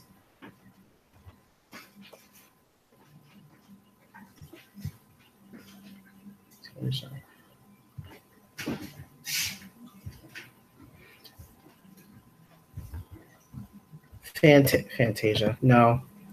Um, Fantasia definitely fell off. But not. I'm not crazy about Fantasia. I'm not.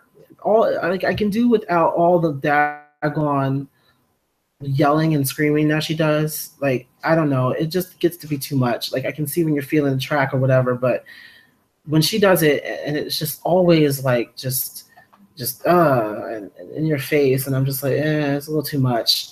Like, I'm still not over the fact that they had her singing "Shoot" on BET Honors when they were doing a tribute to Babyface. They had her come up there and sing "Shoot," and she was just doing way much more than the song actually, had actually needed. Because the song "Shoot" is very smooth R&B, and your vocals, you can give a lot of vocals, but like you can still be smooth with it. You don't have to be like, ah! Like, you don't have to be doing all of that. I feel like she's not doing, she only has one color to her voice. I have yet to really hear her do anything that was like really, you know, maybe like earlier on in her career, but for the most part, recently she's been mostly just doing a whole bunch of yelling and screaming. Um, Making my way downtown, walking fast.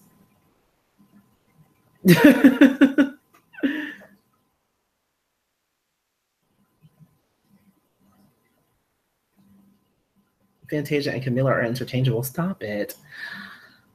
I mean, both are kind of equally annoying, but I will say Fantasia has a better voice.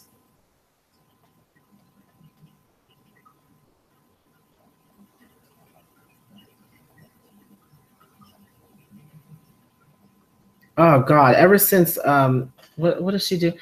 Oh, yeah, no. As early as when Fantasia was like, "If you don't want me, then don't talk to me." Yeah. I'm like, oh no, stop it, stop. I don't like her tone. The tone is very annoying.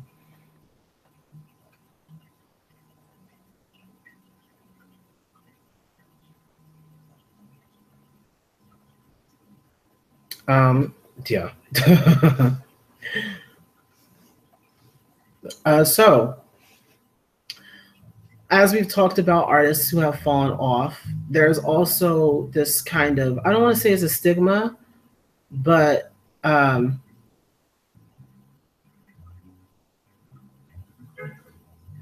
know that's not. What is going on? There's always somebody showing up at the house. It's like we live in the daggone ghetto. You wouldn't think that we lived in a rural area the way that like people just kind of come up at.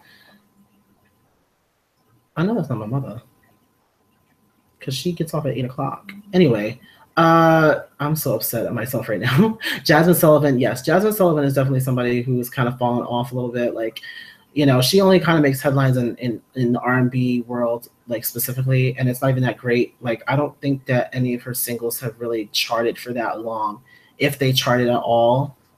And she's kind of underrated for what she can do. Now, I did mention in my other live stream or one of my other videos that my mother she doesn't like Jasmine Sullivan because she doesn't like how raspy her voice is. But there's like, Bryson Tiller. I don't like Bryson Tiller. I'm gonna be honest. I'm not really feeling Bryson Tiller because like the few performances that I've seen of his, they're not that great. Coming back. Okay.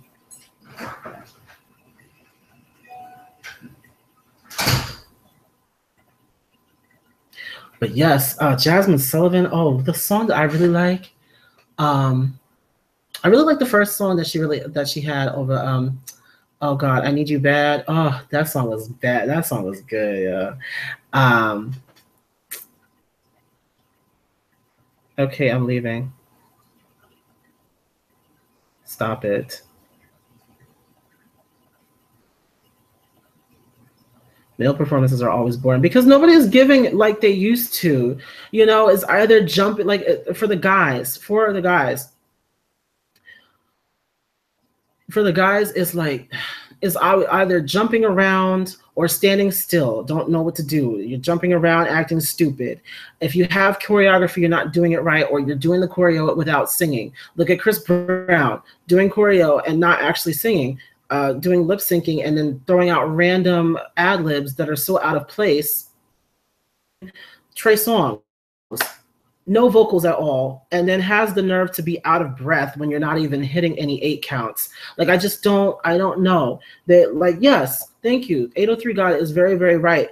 There are a lot of like male singers that get by just because they look attractive. And that's like, honestly, that's the truth.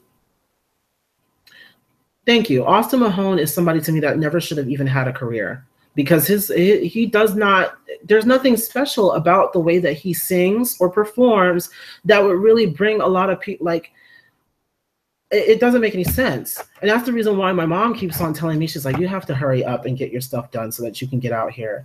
Because I really want to put on really great song. Like, I really want to put out good music, and I want to work on my vocals so that I can really be out here and you know, put on shows that people are used to, male singers like Prince and Michael and Luther. We're never gonna get people, like, even if you do stand there and play, at least give really good vocals. I still haven't seen that from a lot of male artists. That's the reason why you don't see a lot of male artists on my channel.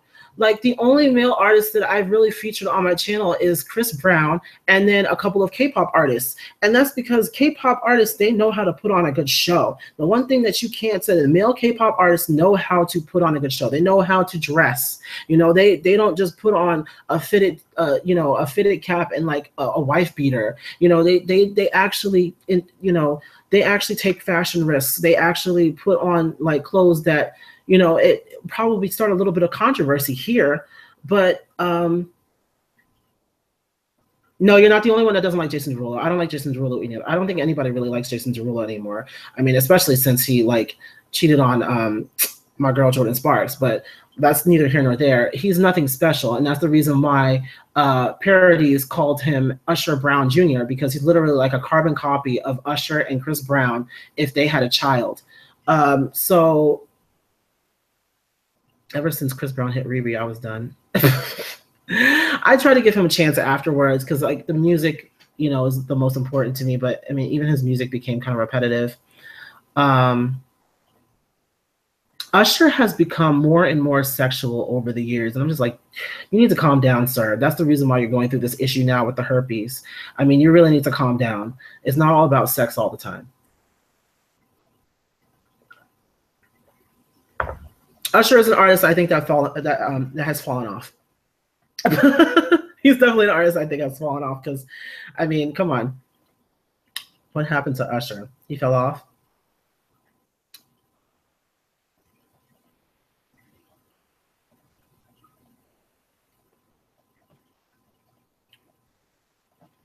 Found dead. Stop it. Usher has allegedly has herpes. I mean, I don't know if it's been completely confirmed, but like somebody, you wait, where have you been? Even ask if Usher has herpes. The fact that you don't know what's going on right now, like literally everybody has been talking about it.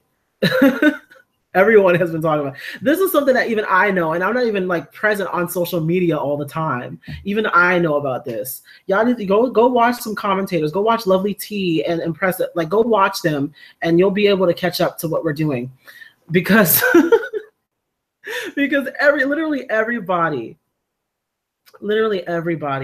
Why is it always somebody's aunt? 803 God says he has herpes. His aunt confirmed it. Why in the hell? Why is it always somebody's aunt? First it was Dinah's aunt. Now it's Usher's aunt. I heard that. Oh my God. I heard that somebody else's aunt was talking mess. But anyway, yeah. Back to the whole male artist thing. There's the reason why I don't feature a lot of male artists on this channel, because they just really honestly aren't giving me a lot. You know, I don't really feel anything from any of the male artists, because they're just, a lot of them are too afraid to really step outside their comfort zones and do something a little bit more. And it's mostly because a lot of them are like closet gays. A lot of them are, and they feel like if they step out and they do something, you know, a little bit more controversial in a way that's like not controversial. If they do something that's a little out of their comfort zone, they feel like they're going to be judged for it, and they feel like they're going to be like,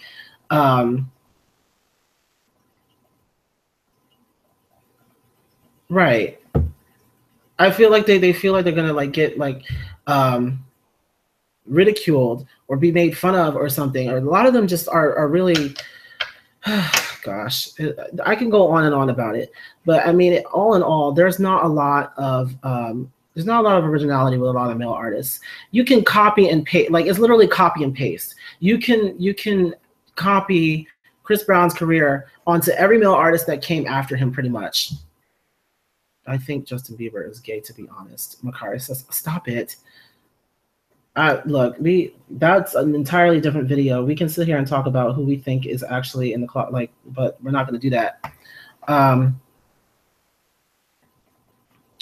um, I feel somewhat bad for JB. I mean, it is what it is. But anyway, they are so conservative. A little Uzi. Justin has a little. Apparently, people thought that it. Listen, we're not going to talk about that right now. Excuse me, what are you doing? Nothing. I just came down here to get some fresh air. Yes. Here you go. So now I have to curb my language because my brother is back down here. But anyway, what was I saying? Yeah, so back to like Kate, that's the reason why I like Shiny. Oh my gosh, Shiny has some of the best. Like literally, there are people who follow Shiny for their fashion. Because every time they step onto the stage, they always have on like clothing that you wouldn't expect a normal guy to wear. And then it actually causes a lot of other guys to step out of their comfort zones and want to wear those same kinds of clothes. I mean, look at Key. He sits up there, wears like boots with heels on them and stuff. And then he will sit up there with a daggone like crop top on and not even care about it and not even give a damn. And I feel like, the fact that we have like so many, and then they put on great performances too. Like it's not just about the fashion, it's also about the performance value. Like they are not afraid to get up in each other's grills. Like if you've seen their music video, or not the music video, but if you've seen the choreography for their song Sherlock, oh my gosh, if you've seen Sherlock, the way that especially in the second verse and in the bridge, the way their choreography is, they're like all touching each other. Like the second verse, so they're like touching each other like as they go into like this formation, and then like they come back, and then in like the bridge part, they're like kind of holding on to each other like a chain as they keep going around and stuff. And guys over here are not doing that because they're so afraid of touching one another. Like what kind of mess is that? That's the reason why we really can't get ahead, is because of idiots. But anyway, I'm done ranting about that. But if you guys realize the fact why I don't feature any like U.S. male artists on this channel, that's why. You're almost always going to just see Shiny, NCT. I'm about to do some BTS because I really need to get into them because Army is like they're getting down on my throat because they wanted me to react to some BTS. But yeah, I mean, hey, it is what it is. And now we're talking about losing our virginity to the members of Fifth Harmony. What is going on, guys? You guys go from one topic to the next, and it's like I have to be the one to.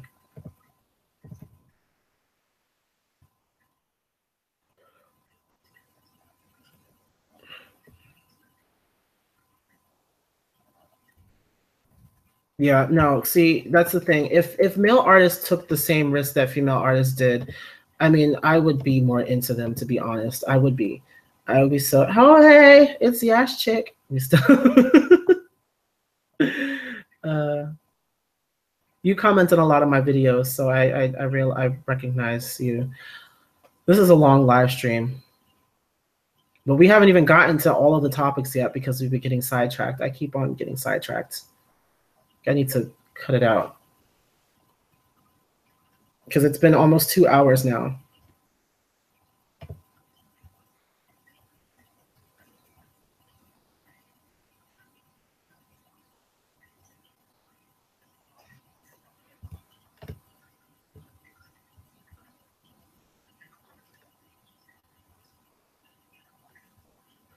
Yeah, it's been like an hour and 44 minutes. It's crazy.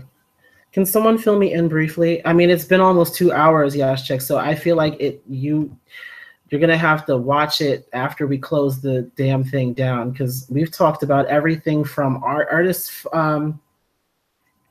falling off to I love R&B, but it's hanging by a string. Thank you. As we go into our next topic, as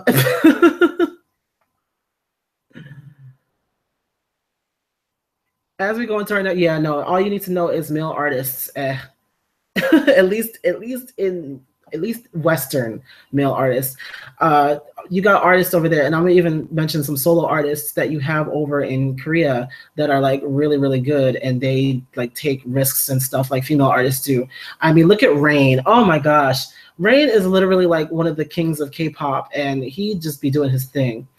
G Dragon. I mean, you always see G Dragon in something like really like just fashion crazy, and when he performs, like he just goes out of his way to really put on a great performance. It's great.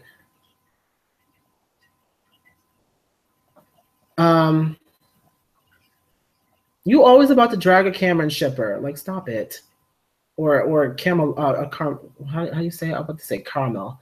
A Camelizer.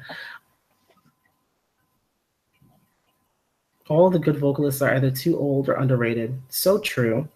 But anyway, if we go into our next topic, the next topic is where is R&B living right now?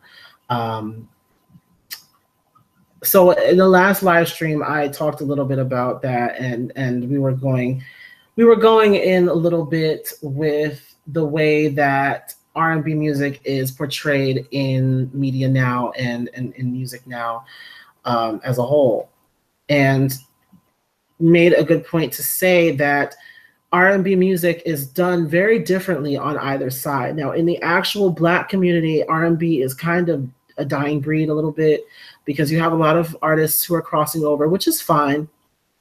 But we miss that essence, that R&B, like we miss the real essence of R&B that we used to get back in the 90s and the early 2000s that really made us fall in love with R&B in the beginning, in the first place. But then you have a lot of artists who are mainstream who go and take that R&B from back then and use it for their and they use it for its impact and for the popularity. You have artists like mainstream artists like Bruno Mars, Ariana Grande, Jessie J, Demi Lovato, who recently just did Sorry Not Sorry, which is completely R&B. I don't care what anybody says. That is a completely R&B song. Some like trap influences on it too. But I don't think R&B is about to be dead. People use R&B as a launching pad for their career. Yes. I actually agree with that. It's not that R&B is about to be dead, but R&B is kind of used as a tool for propelling your career. And people know that when you do R&B, since it's so scarce now to see, people doing R&B, if you do it, it kind of makes you cool. And then people want to follow you more. And then they know that R&B music really displays vocals really well because of how demanding it is. Like, so if you are an artist and you do R&B, most of the time your vocals are going to sound the best on that R&B song. Most of the time. I can't say that for every artist, but most artists.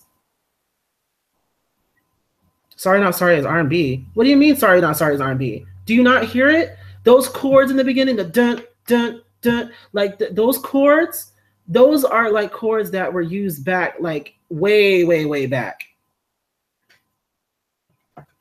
And then even when the beat dropped with the heavy 808, that's R&B, that's like R&B influenced. That whole entire track is R&B influenced.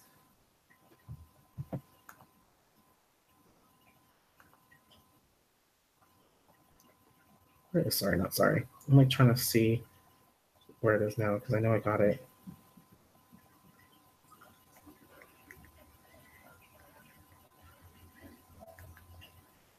Like, listen to the way it sounds.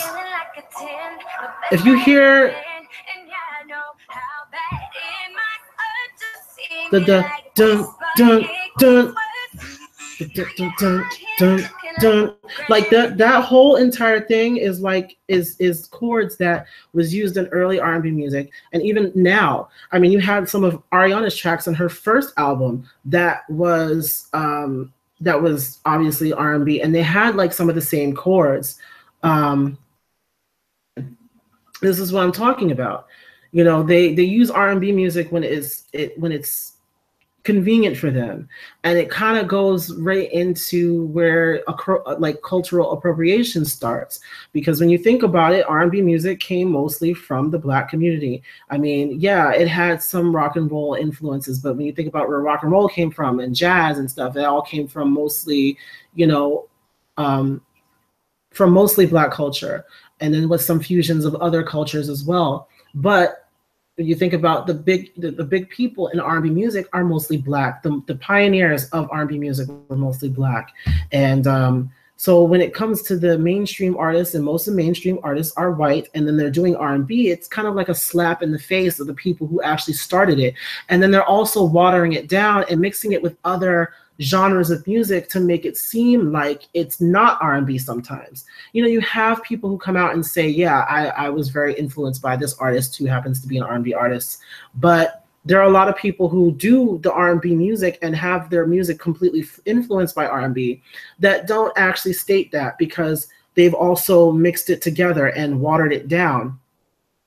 I mean, there's a lot of people who do that, and I mean, it's sad, but it's true. Um,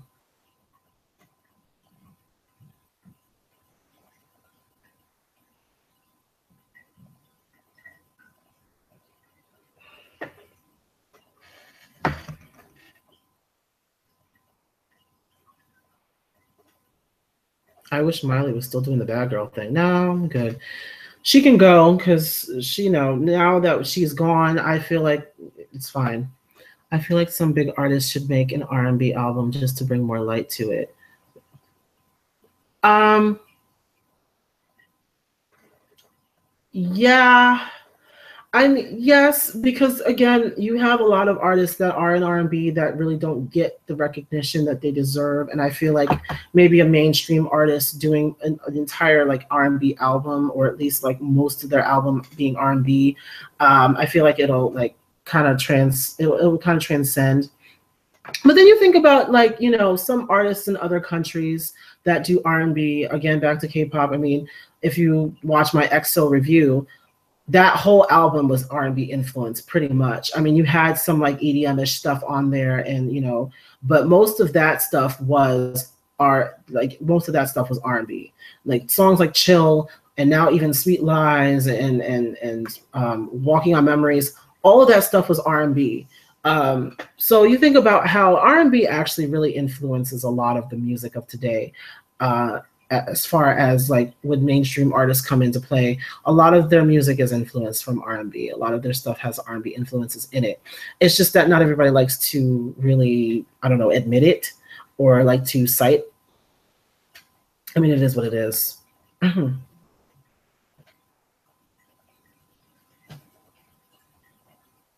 I haven't listened to any of Miley Cyrus. I've never actually liked Miley Cyrus to begin with.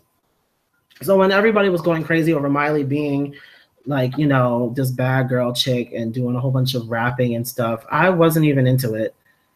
I wasn't into it at all. I wasn't. I never jumped on that bandwagon with her. Like I was never. I wasn't doing it. I love EXO. Oh yeah, me too.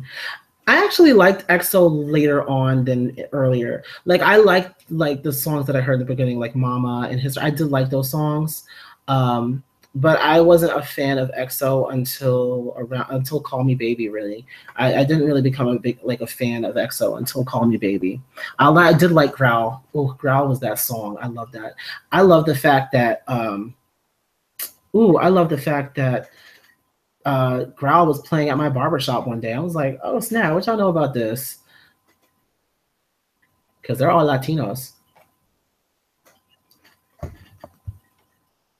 Somebody asked a question. I didn't like her anyway, because I didn't like her voice. Miley Cyrus to me never really had that great of a voice, in my opinion. Okay, somebody asked a question. I'm trying to see. Do you think the success of Korean music artists is minimized in the Western community? Of course it is, because Americans always think that they have the best, or the Westerners in the UK, in Europe and in the US, we always think that we have the best of everything. Um, so we always think it. And we never give anybody else credit. We started everything. We did this, we did that, and we never really think about the fact that there are other artists all over the world who are also doing really, really well. And. But then you have a lot of like music artists here that go over there and work with artists. I mean, look at I think will.i.am has done a couple of things. Like even Snoop Dogg. Remember when he jumped on the Boys remix and put a rap on the Boys remix when they did that for Girls' Generation. Yeah, I mean, there's been a lot of people who have gone over there and done stuff. Sean Garrett, if you remember, Sean Garrett was actually working with Jessica. I don't know if he did it for the album, but they showed them in the studio together. So I wonder if he did some like producing or whatever. I think that Demi is the best singer. What? Hold on. Don't quote me yet. I think Demi is the best singer out of all the Disney stars that are singers right now. I don't think so. You got to remember who was actually, I mean, she's one of the best. Yes, she's definitely one of the best, but you got to remember who was actually a singer now and who was actually on Disney. Because when you think about who actually was on Disney, like who was actually on Disney as a child, you got to put her in the same thing as like, her and Christina Aguilera, like I said before, are like in the same boat because they both be doing a lot of screaming.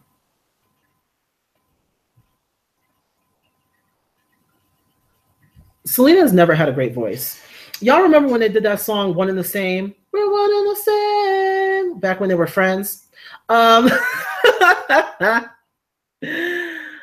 mean, what vocal moments did Selena really have in that song? Absolutely none. That song was literally Demi, and like Demi just let Selena jump on the track just so they could say that they did a song together for that movie they were in.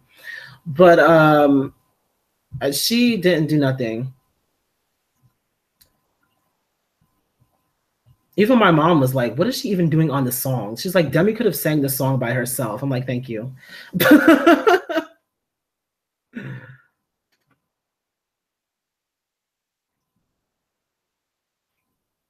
I lost her at When You're Ready, Come and Get It. Na na na na na na na na na na na. Like I was done.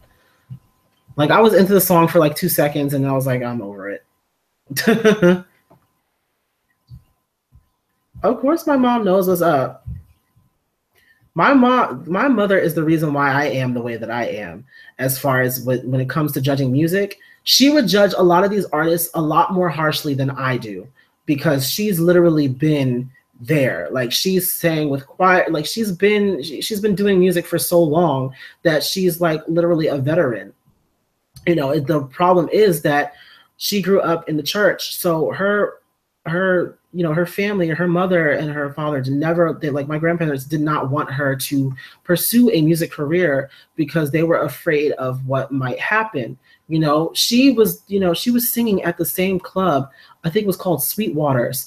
It was the same club that Whitney Houston was performing at. She would sing at that club and she would always be at that club. So she could have also, pursued a music career if she didn't listen to, what her parents thought of her doing, R&B music, because obviously she wanted to pursue an R&B career.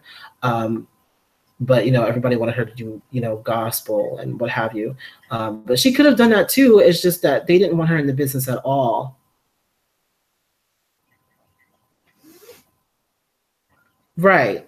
I wouldn't be me today if my mother did not keep it completely 100 with me. Even now, when we were in the studio a couple of weeks ago, I was trying to work on this song that I had written, and it was like EDM-ish, and it's not really like my style really. I like EDM, but it's not like my forte. And so I was trying to, make it work and whatever. And she's like, this song is just not working. She's like, your voice, she's like, you're not actually singing like you mean it. And I feel like you wouldn't feel this song. Like this song would not actually do well. So we have to, either fix it or trash it. And I'm like, oh, okay. My mom keeps it 100 with me, and I'm glad that she does, because now I'm changing that song around and I'm moving on to another song that's a little bit better.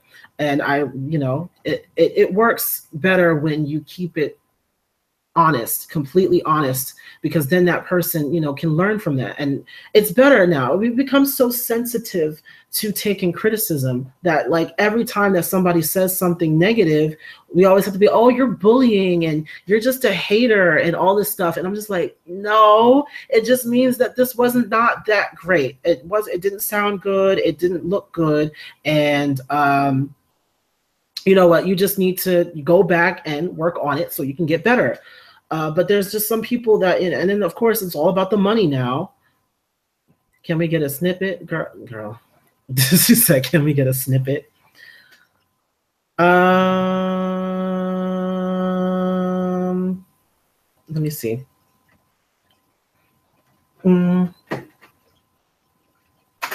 I'll do the snippet of the. Let me see if I can.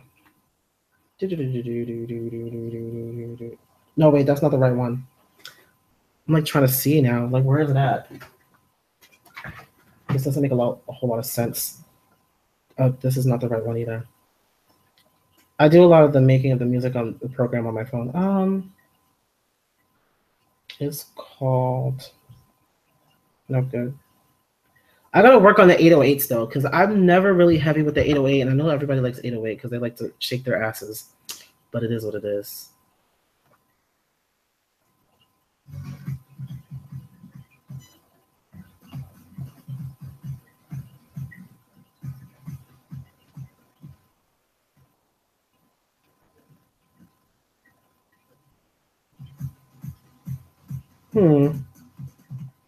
Okay, so this is like the skeleton of it. It's not like the whole entire thing, because I still have to add like a couple of sounds to it to make it flow better. But it's literally just EDM. It's so generic.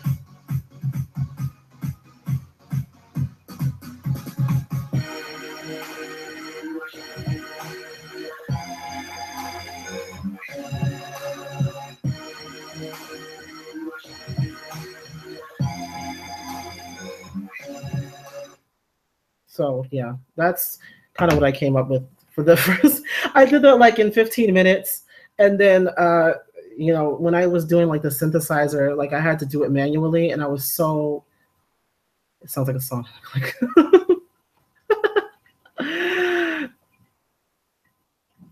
Gioa.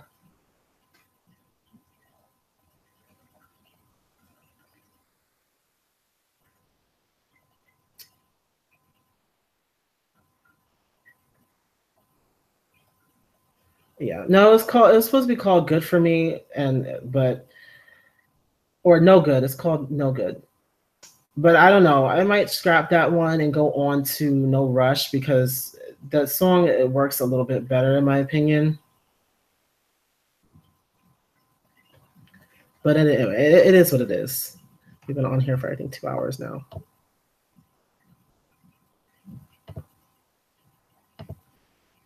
Yeah, it's been 2 hours.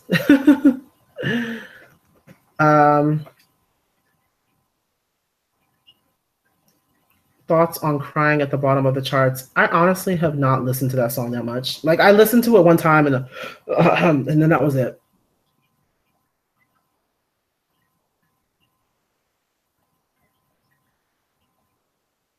Throw my phone away. Oh gosh. You guys need to stop talking about Camila's album all the time. Like, stop it. We are not doing that.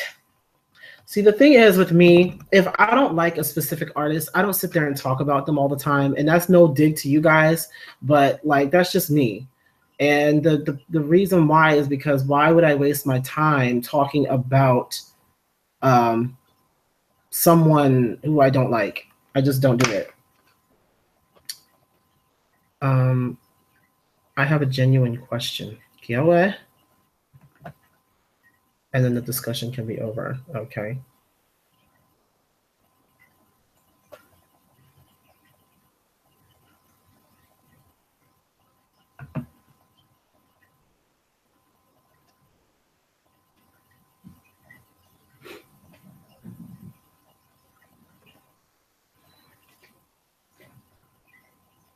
What is the stop it? What is the appeal of Camila? Stop it. I started with I have a genuine question. What is the appeal of Camila? Y'all are a mess.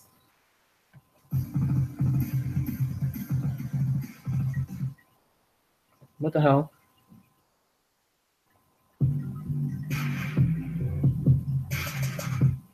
This needs to stop. Okay. So anyway,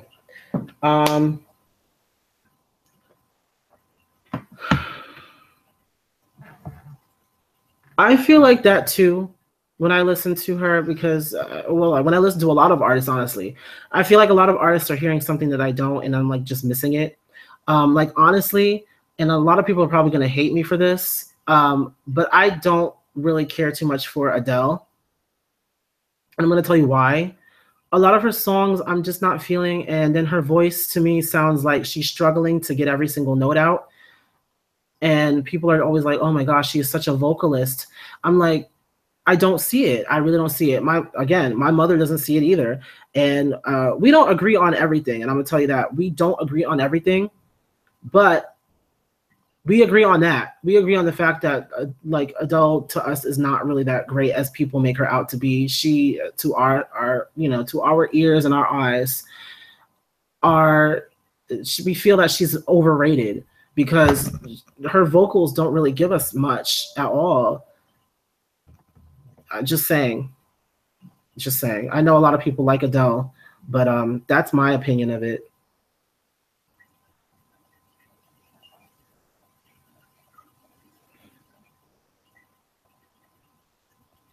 And then people try to give her a pass for starting that whole entire song when she sang on I think it was in the Grammys. Did she sing on yeah, when she sang on the Grammys, they try to give her a pass for singing that entire, like starting that entire song. How do you do that? If it was anybody else, they would have gone in on them. They would have roasted them their behinds to the core. Like, and it really like, I don't know. It just pisses me off a little bit how people give her those kinds of passes just because of who she is. And it's Adele. It's it makes her sound more human. That the fact that she started like no. Back in the day, you could not get away with that. If you started the song in the wrong key, you would literally be excommunicated. You would be excommunicated. Nobody would talk. Nobody would buy your albums. Like nobody would care about you anymore. But I do agree that she does come up with some good, some good song ideas. She has some great lyrics. But I don't know, the tone of her voice and the tone of the songs. I can't sit there and listen to depressing music all the time. And the fact that she actually got album of the year, I wasn't feeling it. There was only one color to her album. And I was like, at least Beyonce had multiple colors to her album. There were songs about love. There were songs about empowerment. There were songs about breaking up, and the fact that there are artists out here that literally capitalize on being like depressed all the time is like annoying. And I feel like, now Adele is in a relationship. What is she actually going to do? Wait until she, divorces or breaks up with the guy that she's with right now and then write an album? Like, I don't really get, because once people get into a certain routine, it's hard for them to break out of that routine. Literally all of her music is like mostly breakup songs. So, I mean, hey, it is what it is.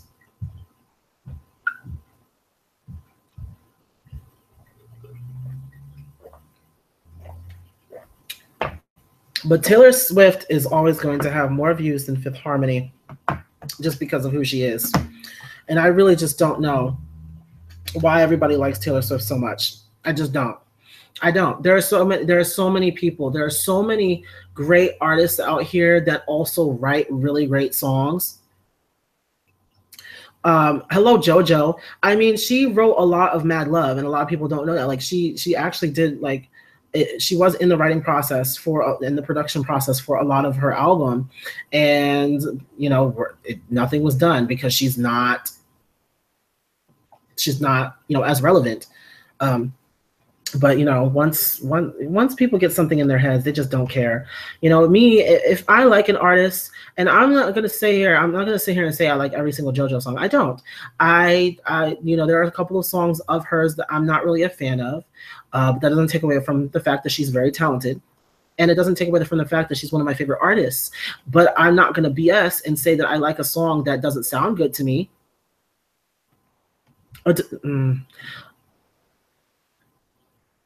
That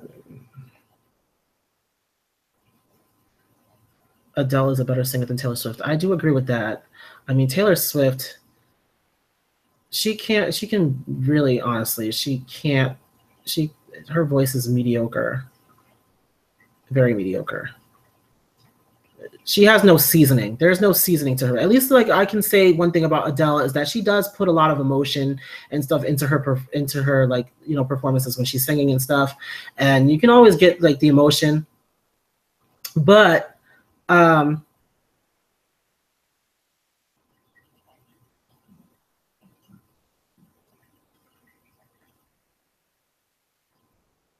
wait,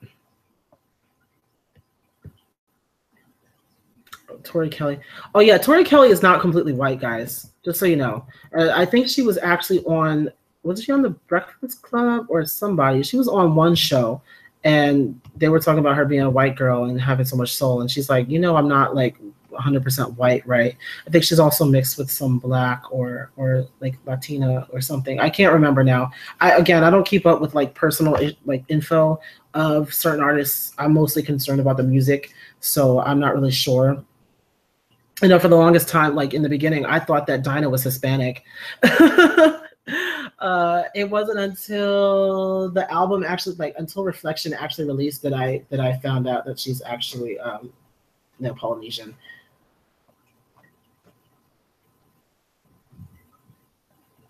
Tori's dad is black, I think. Well, that would make a lot of sense because Tori, she don't be messing around. Um, like she literally like be hanging out with like Stevie Wonder and all of the greats of music. I thought Dinah was black and mixed with something.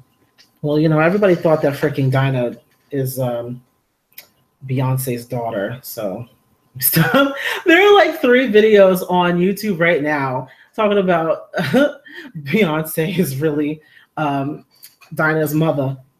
I think that's so hilarious. I mean, yeah, they have similar. They're like similar. Tori is so underrated. That's a given. Oh, Beyonce. Beyonce is a better singer than half of these chicks out here. I mean, there are some singers. Well, there are like a ton of singers that actually can, to me, they are more vocalists or they're more like vocal heavy than Beyonce. Because to me, Beyonce, yes, she has a great voice and she can do almost anything with it. But there are singers that to me could actually beat her in a test of vocals. Dinah, in all honesty, doesn't really look like Beyonce in the face. No, she does not.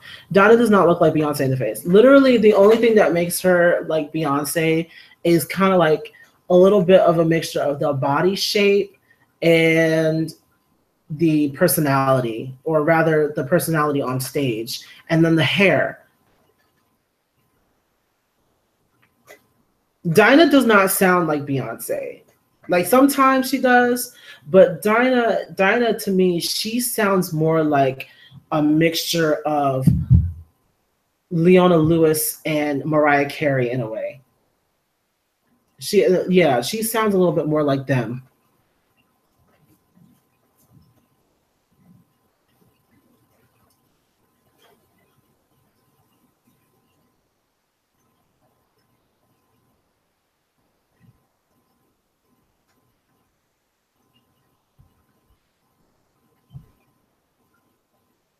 Because even when she does that Leona Lewis impression, she sounds exactly like her, and I'm just like, damn, like literally, this is Leona Lewis.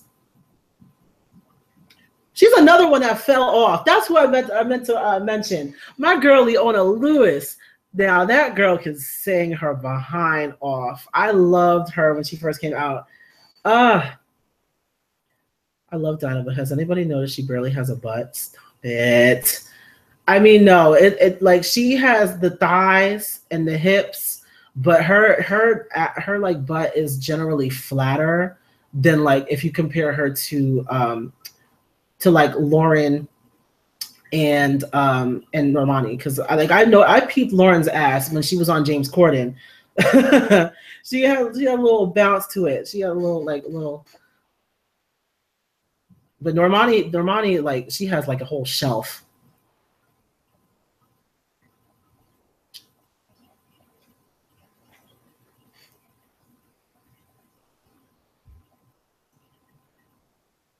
Um, but yeah, Leona Lewis is somebody that I actually wanted to mention because I just like completely threw.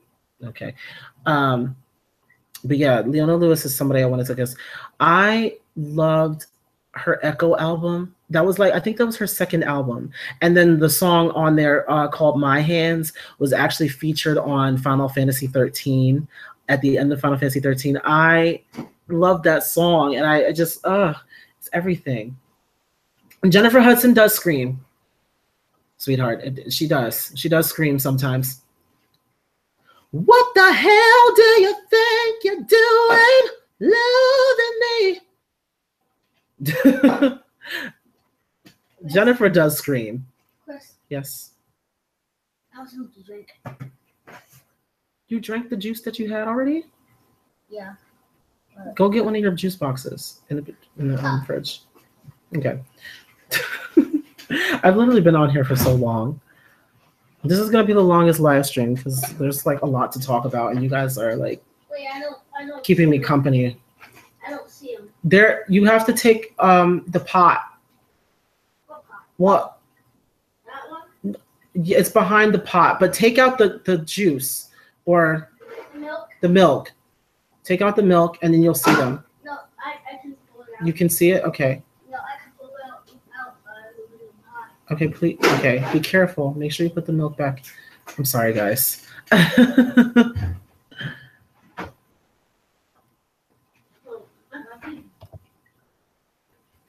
Oh God, did I mess this up? Oh shoot, mother effer.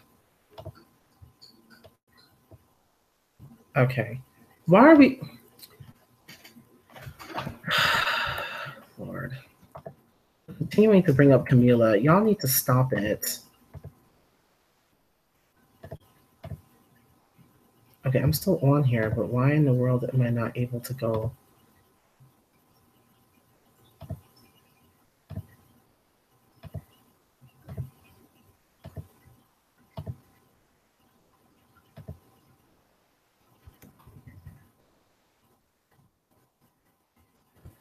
Okay.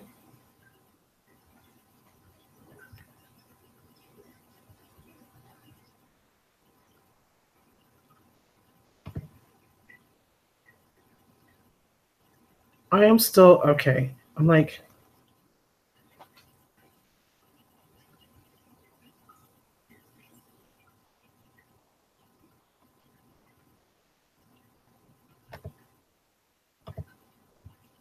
you guys can still hear me, right? And see me?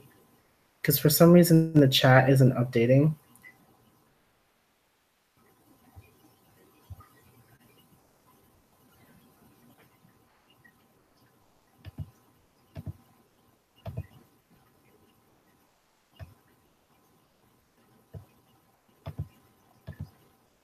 Oh.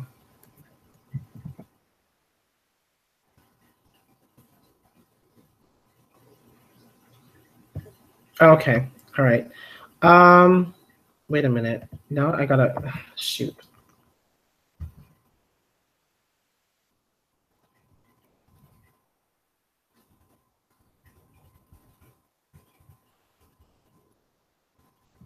I know. Can we please stop talking about Camila? Because I feel like every single time I come out here,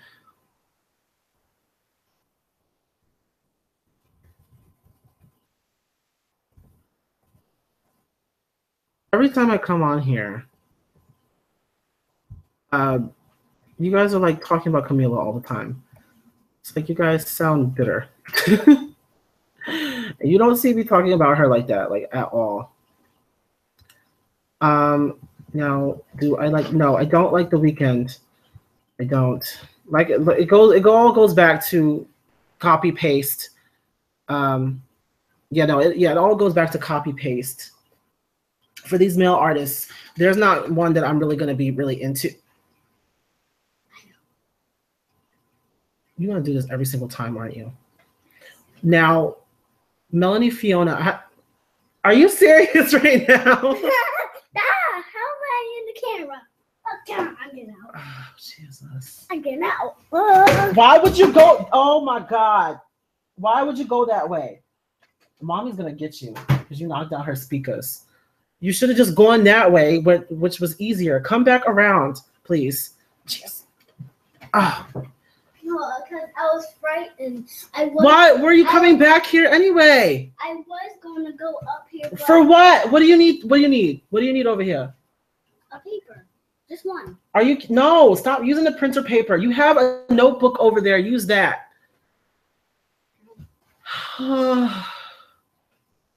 don't see the notebook. The blue one is underneath the papers. Oh, there. Well, like that paper. I just remember that paper was better. Okay, so what are we doing? I don't like Sam Smith either. Copy paste. I don't. No, don't call him cute. He's annoying. But nobody's talking to you. Yeah, no, I don't really care too much for Sam Smith. To me, he sounds like a male Adele, and I'm over it. And you don't think Sam has vocals? Not really. Yes. But I can't open this. He can do a little something, but I'm not crazy. I can't open this. What are you talking about? No, they have. All you have to do is rip it. Like, Rip the page out. That's the reason why it's a spiral notebook, Justin. You can just rip out the page. Tear it from the top.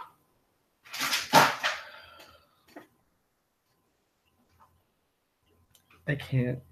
You guys don't understand. Will sing Melanie. I have never actually heard Melanie Fiona. I don't think so. I think I might have heard one song. I think I've heard one song. She's okay. I haven't heard enough though to actually like say whether or not I like her or not. Yeah, no, Sam Smith has one color as well. Just like Adele, Sam to me only has one color. Will you please bring it here, please? Bring it here. Because you're doing the most. I don't know. You're doing the most and nothing at all at the same time. There's two there. There's two there. Go ahead. It's 4 a.m. and my lover won't answer. Okay, that's that 4 a.m. song. I don't know why you got me thinking about 5 o'clock in the morning. That song, T-Pain and Lily Allen. Y'all remember, it's 5 o'clock in the morning. Conversation got boring. Oh, God.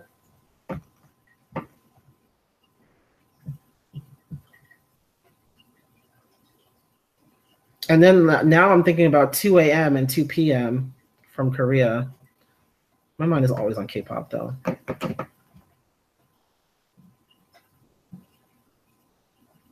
Yeah, I'm thinking about like Jay Park, who was not even in that group anymore. Oh no, I hated that song. Jessie J fell off after Bang Bang. Yes. You're mad late though. You so late. No, I'm kidding. But no, yes, Jessie J did fall off after. No, I do not like Shakira. I mean, I like Shakira's music, but that's where it ends. And obviously she can dance. But She's not a singer at all. Like even Allie sounds better when she does her impression of her. Jessie J is too theatrical for my liking. Oh, y'all remember when she sang with Brandy? Oh, I actually like that. That was cool. She's cute sometimes, but sometimes she's extra. The only song of Jessie J's that I actually have in my iTunes library right now, well, I obviously have Bang Bang. That one of her first songs that I heard was Do It Like a Dude. I still have that song, and I honestly like. I mean, it was a bop when I first heard it.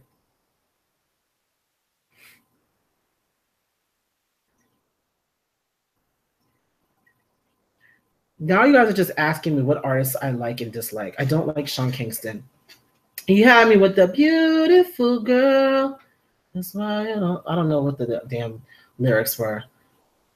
He still have you suicidal, suicidal. They say it's over.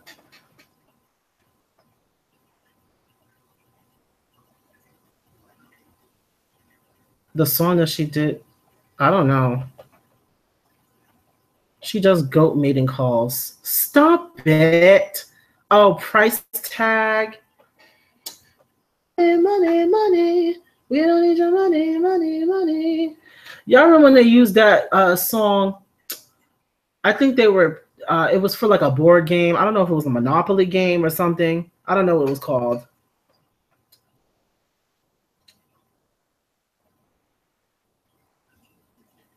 But I don't know. Jessie J, yes, she's definitely kind of fallen off because like nobody's really talking too much about her after Bang Bang. I mean, everybody's still talking about Nicki and Ariana. But it's like the person whose song it actually was, because it was Jessie J's song. And she just, she put Ariana and Nicki on it. It's a shame that the actual owner of the song it's not actually getting the fame that they should have gotten from that, from that song, because it charted really well. It went #1.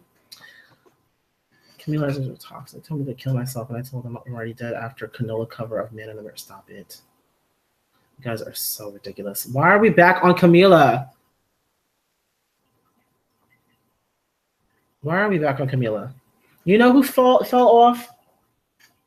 My girl Brandy.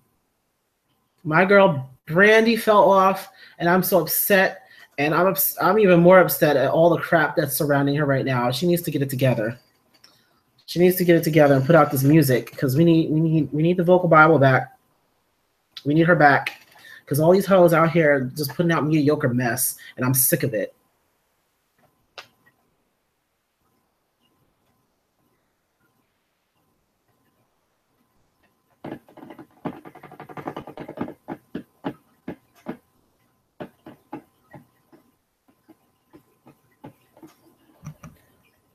I know. We could talk about Brandy for an entire 3 hours. Well, I can anyway. Oof. I was just listening to Scared of Beautiful in my car. I really love that song. Oh yeah, put it down. The problem is, and I'm just gonna say this, the problem with Brandy is she did not capitalize on that album. 211 was an amazing album, but you wouldn't be able to tell by the singles that they chose. Put It Down Fine was a great way to get her back on her feet and to get people talking about her again. Because Chris Brown was on the track, and beat and everything, and her vocals sounded great on it. But then they went and did a 180 and then put on Wildest Dreams, and I'm just like, I mean, yeah, it was cute and stuff, but it really was not the song. It really was not a song that should have been made into a single for that album. If anything, and she even said, what a wasted opportunity. Do You Know What You Have should have been the single. I love that song. That song is probably one of the best songs on that album. That and Without You and Scared of Beautiful. There's so many other great songs on that album that should have been singles. Even Let Me Go was better than Wildest Dreams, because with Wildest Dreams, it kind of capitalized on her old style, but it was like it wasn't even that, it wasn't even that great. And then the theme of the song, not in my wildest dreams. I was like, okay, it was cute, but we needed more than cute from her. After putting out Put It Down, we needed more than cute from her. We needed something hard that was gonna put her back. And then she came out with Begging and Pleading, and we were all back. We were like, yes, get it. Come on, let's do it. Let's go right to the top and put out an album. And it's been, what, 3 years?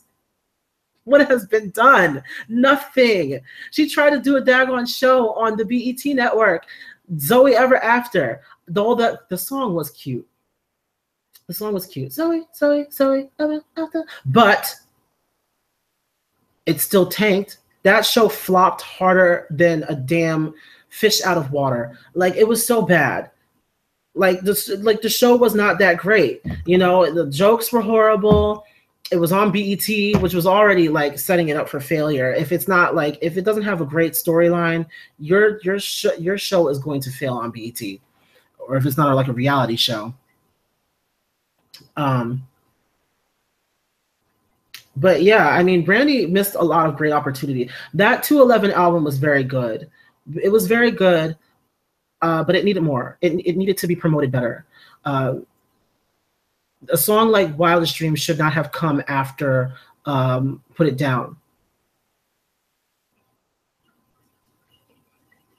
Y'all love to talk about who the weakest vocalist is.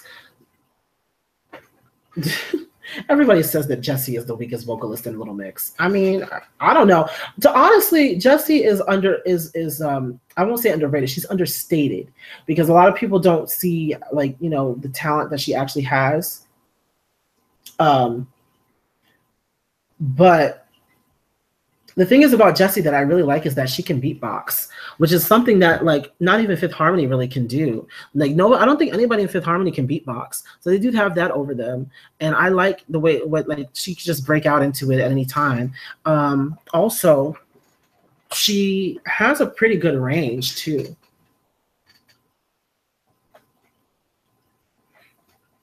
Stop. Is that Caitlyn Jenner? That part was funny. Let's not go in on anybody's double chin, because I have one too. Don't do it.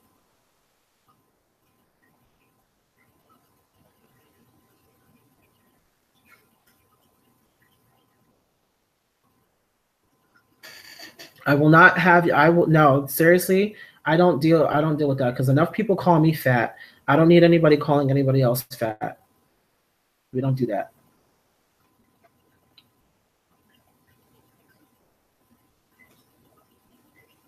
Let's stop asking questions about who the weakest in 5H is, because we're gonna.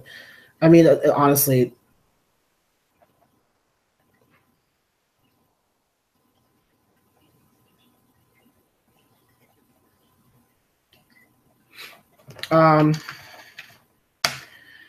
No, because honestly, it just doesn't. It's not cool.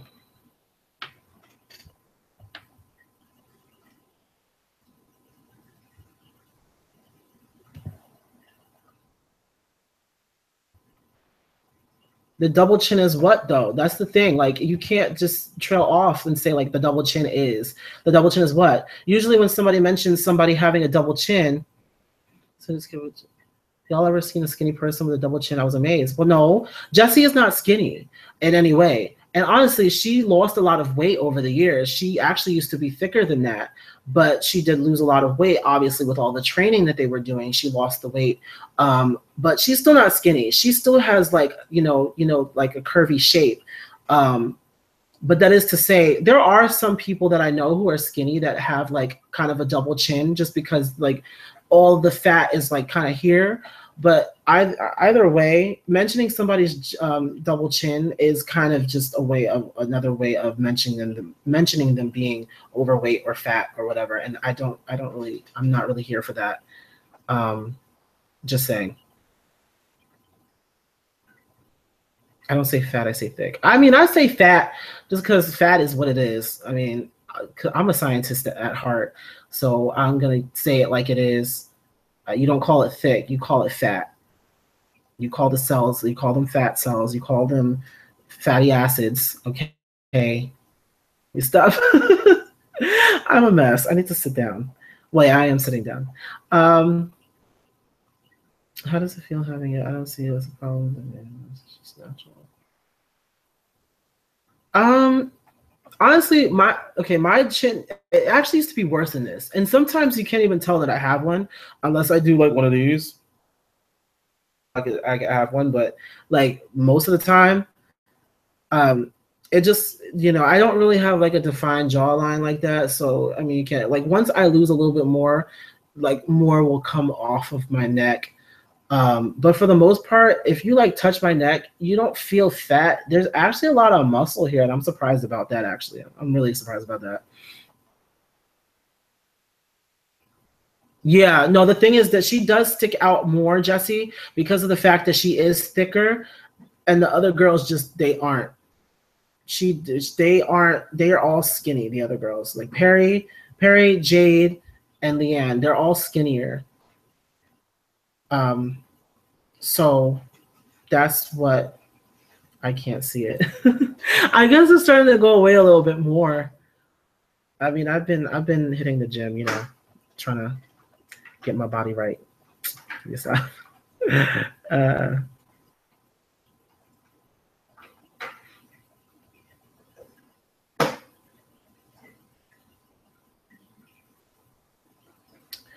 let's see. It's been almost 3 hours. Girls, we have to.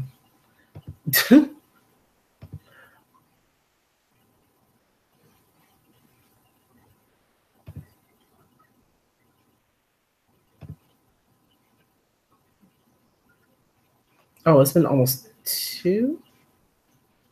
No, it's been 3 hours.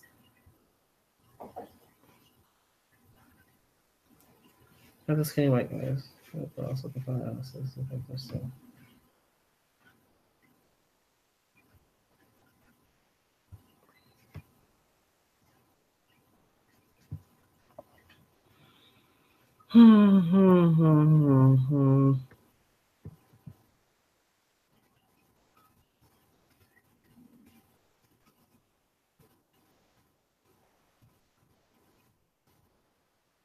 Now, okay, let's stop with the topic of weight because that's always like a touchy subject for a lot of people.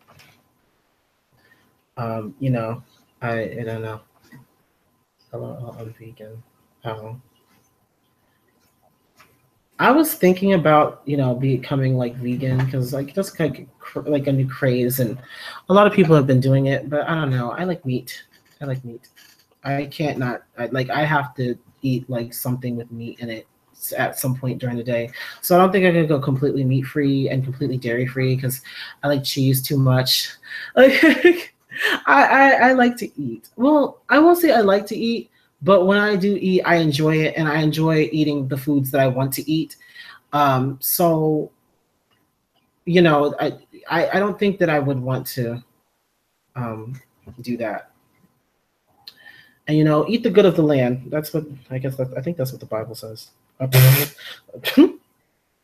Look, I let go of the religion a long time ago.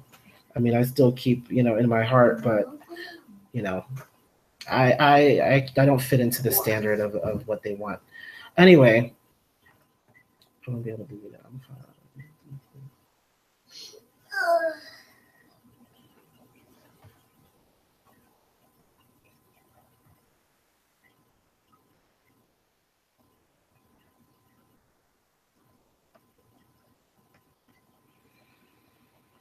Hmm. Bacon. I could go without bacon. Why did I? Oh God! Why did I start thinking about Baekhyun from EXO?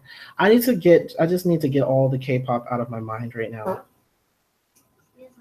Justin, did you just fart? Stop! You're messing everything. Like this already struggle without you being in the room, being ridiculous. Yeah, I'm definitely deleting this live stream after we're done. I am definitely deleting this live stream. That is, come on now. I'm glad you're all the way over there so I can't smell it.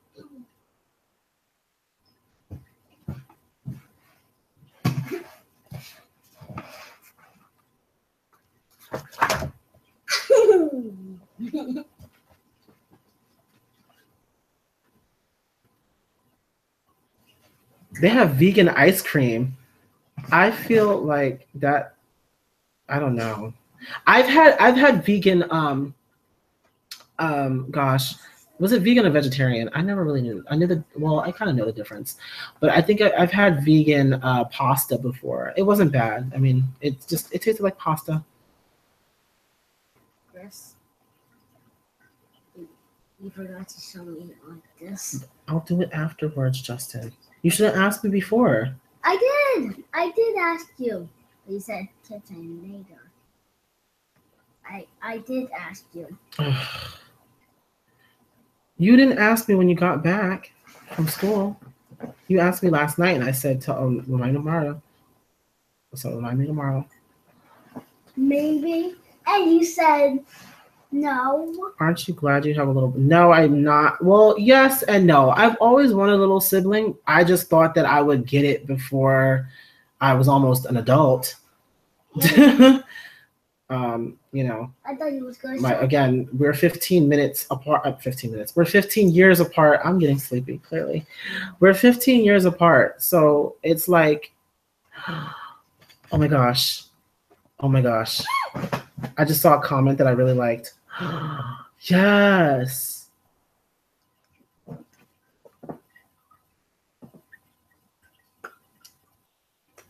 I like the way you work it. No diggity. I got to bag it up. I like the way you work it. Wait, no Chris. diggity. Yes. You already have all that stuff. No, Justin, please. Shh. Check. You have a phone?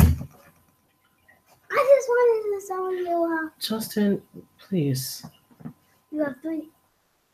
It says phone, radio or something that you have right now. Right there. Justin, I'm like trying to really. Your computer right there. Oh my God, please stop. What was the other song that I really liked of theirs? Blackstreet. I'm talking about Blackstreet, if you guys didn't realize, because 803 God said Blackstreet is the you know what.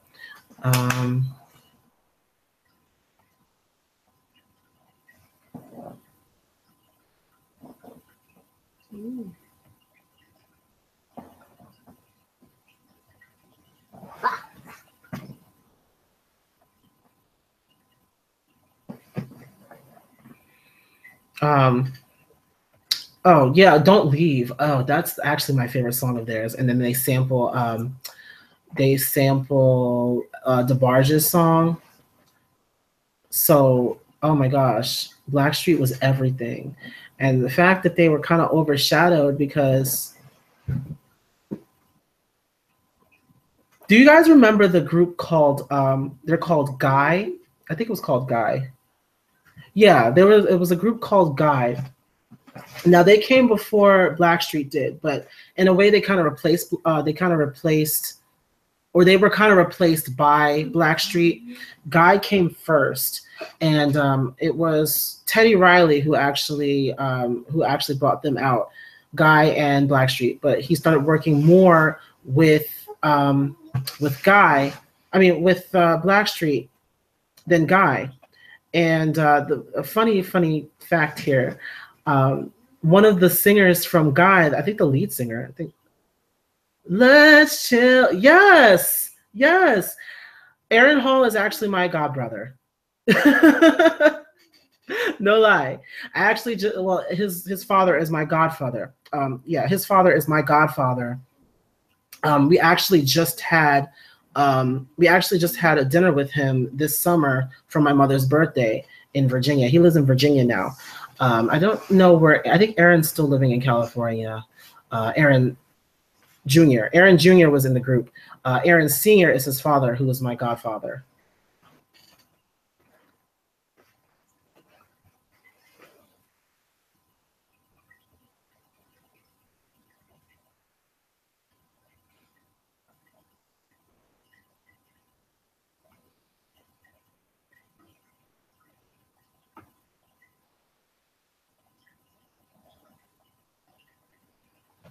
You, oh, we're talking about Usher's first album. I, okay, so I actually liked Usher earlier on, just like a lot of you guys. Um, he kind of lost me again after Love in the Club, yeah, and then he kind of went EDM. But then I liked when he came back to R&B. He did "There Goes My Baby." Oh, that song was everything. I don't know if it came before or after he went to EDM. Um, but yeah, but I like "There Goes My Baby." That was actually one of my favorite Usher songs of all time. Love in the love, yes, yes. You know when I was talking back when I was talking about Carrie Hilson and I was talking about the song that Usher remixed with Beyonce, it was originally supposed to be Carrie Hilson that did that that remix, and she wrote the verse for everything. And yes, I know Let Us See. Let Us See is one of the vocal queens of this generation, and people really need to listen to her. I love her. Or what is the song that I like? Oh, oh gosh, oh god, what is it called? I think it's called Bravo. Yes, it's Bravo, and the music video was so inspired. It was so like it was so empowering. I loved it. Um, how did it go though?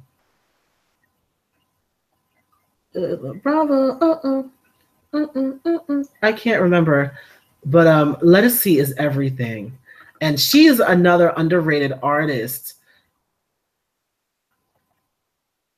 I used to. Oh wait, it ain't a wrong turn, a wrong head to wanna do. Gonna go wanna show it off. You can do what you wanna. Just gonna run. I don't listen to him. Maybe let me tell you, I see it's the same pretty face with a brand new smile. Saying let us see what she walking. She's flying. Yes. Oh my gosh. Thank you for reminding me of that artist because I completely like forgot about Let Us See. Oh my gosh. And she has a range. Like Let Us See is a first soprano to the max. Like she can just go all the way up. Oh my gosh. She can sing it like this, like the fifth, sixth octave with like little effort. She's just amazing. And a lot of people don't give her that credit at all.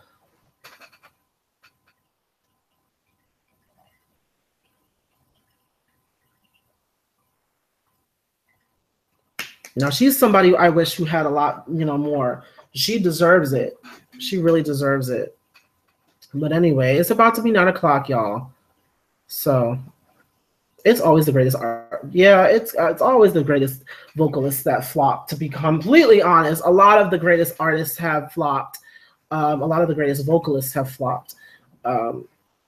In there, who can, who I can actually say have really had the careers that they deserve. But it is what it is. But anyway, I yeah, I'm closing this down now at 9 o'clock because I don't want to be again. I've been on here for a while and I don't want to like completely be on here for a long time, especially when I have another live stream that's going to be coming next week. But we got into some pretty good topics today. I could have done without all of the Camila shade, but I mean, it is what it is. You guys are gonna be like that anyway. Every single time you want to come on here and talk about Camila, and I just don't care anymore about her. Like you won't see me like I was thinking about reacting to like a couple of her songs, but I don't even know like what to do. Oh, let's try Chris Brown first. I did that already in a live stream. In this live stream I did a little bit, and I also did it in I also did it in my video of him when I like literally criticized him really badly for they hating on me. Yes, I remember that song. Chris Brown, he has some bops. He has some really great songs, and like his music was great back when he first came out. I don't know what happened over the years. Like when he came out, is your man on the floor? If it ain't, let me know. Come running, running. Oh God, no, that song was good. That song was good, and then all the way up to oh my God, what was the song called? Look at Me Now. Like I was feeling Look at Me Now too when he was doing the rapping and stuff. And then from there, it kind of just went downhill. I was kind of over him. And then he came with the Fame, and then he had like a couple of those songs. Fine China is definitely actually one of my favorite Chris Brown songs of all time. Like I think more so than any other song he's put out, Fine China is my favorite song of his because it vocally is great and it's it has a style that I really like. Neo was good, yes. A lot of people compare my voice to Neo's. Like I get that so many times, like so much. A lot of people like tell me that I sound a lot like Neo. Especially when I cover his songs. Why can I turn off the radio?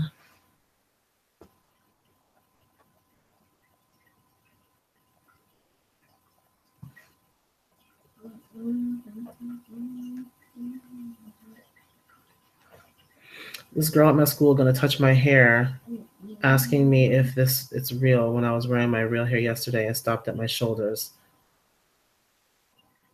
Oh gosh. That's another discussion altogether. I don't wanna be a player no more. He's like, oh gosh. Wasn't that Pun? Oh my God. He's one that really he faded away.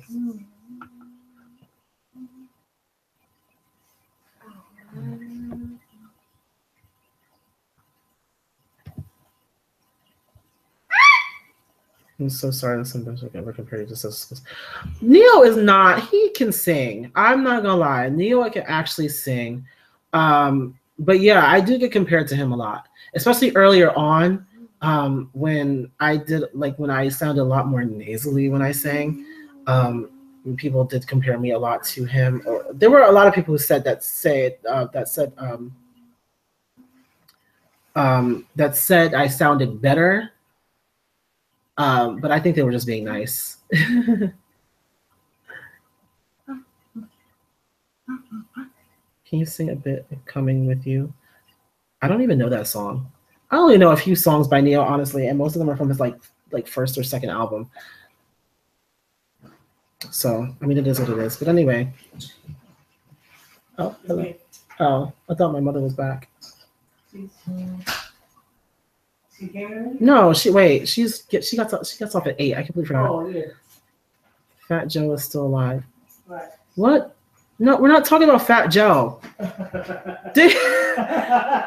Wrong fat person. We're talking about Big Pun. Big Pun is the one that did I Don't Want to Be a Player No More. Not Fat Joe. We know Fat Joe. Fat Joe is Lean Back. Get your artist straight. That's Fat Joe. That's the wrong Big Latino. That's the other Big Latino that was also in the Terror Squad. They're both in Terror Squad, but Big Pun actually passed away. Big Pun is dead. Fat Joe is still here. I miss Terror Squad though. I miss when they were like doing their thing. Like I don't know what's going on now.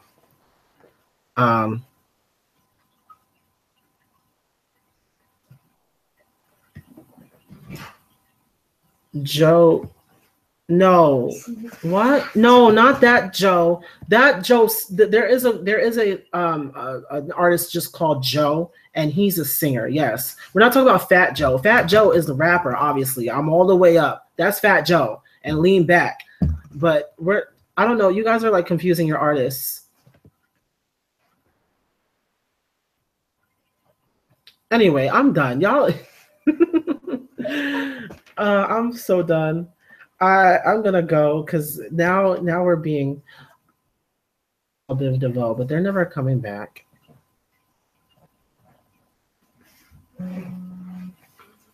Okay. Anyway, I'm closing up this live stream now. You guys go. We've been on here for a while, so I'm gonna go. I hope everybody has a great day. Well, day. It's night. It's clearly 9 o'clock. But I hope everybody is get a lot of rest tonight, you guys. And of course, to get to my people down there in Florida, if you're like in the islands and stuff, I hope you guys are okay. Definitely take care of yourselves and just we're still praying for you guys. And I'm trying to find like a good charity to donate to because I got my good check this week, so I definitely want to send some money down there. Um, but anyway, yes, Boys to Men. We need. Oh, y'all remember when JoJo sang with Boys to Men? But anyway, we're gonna go. We're gonna end. We're gonna end here. What, Justin? Nothing. Do you want to choose a song for us to end with? Okay. What song? If you pick Blackpink, I'm gonna be done. Okay. I don't know why I'm doing this. I don't know why I'm letting him choose a song. Watch him. Hurry up. We don't have a lot of time. I'm trying to end this.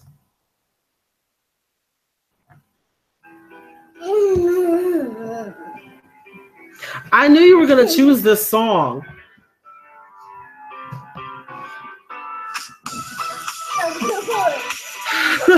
Oh, God.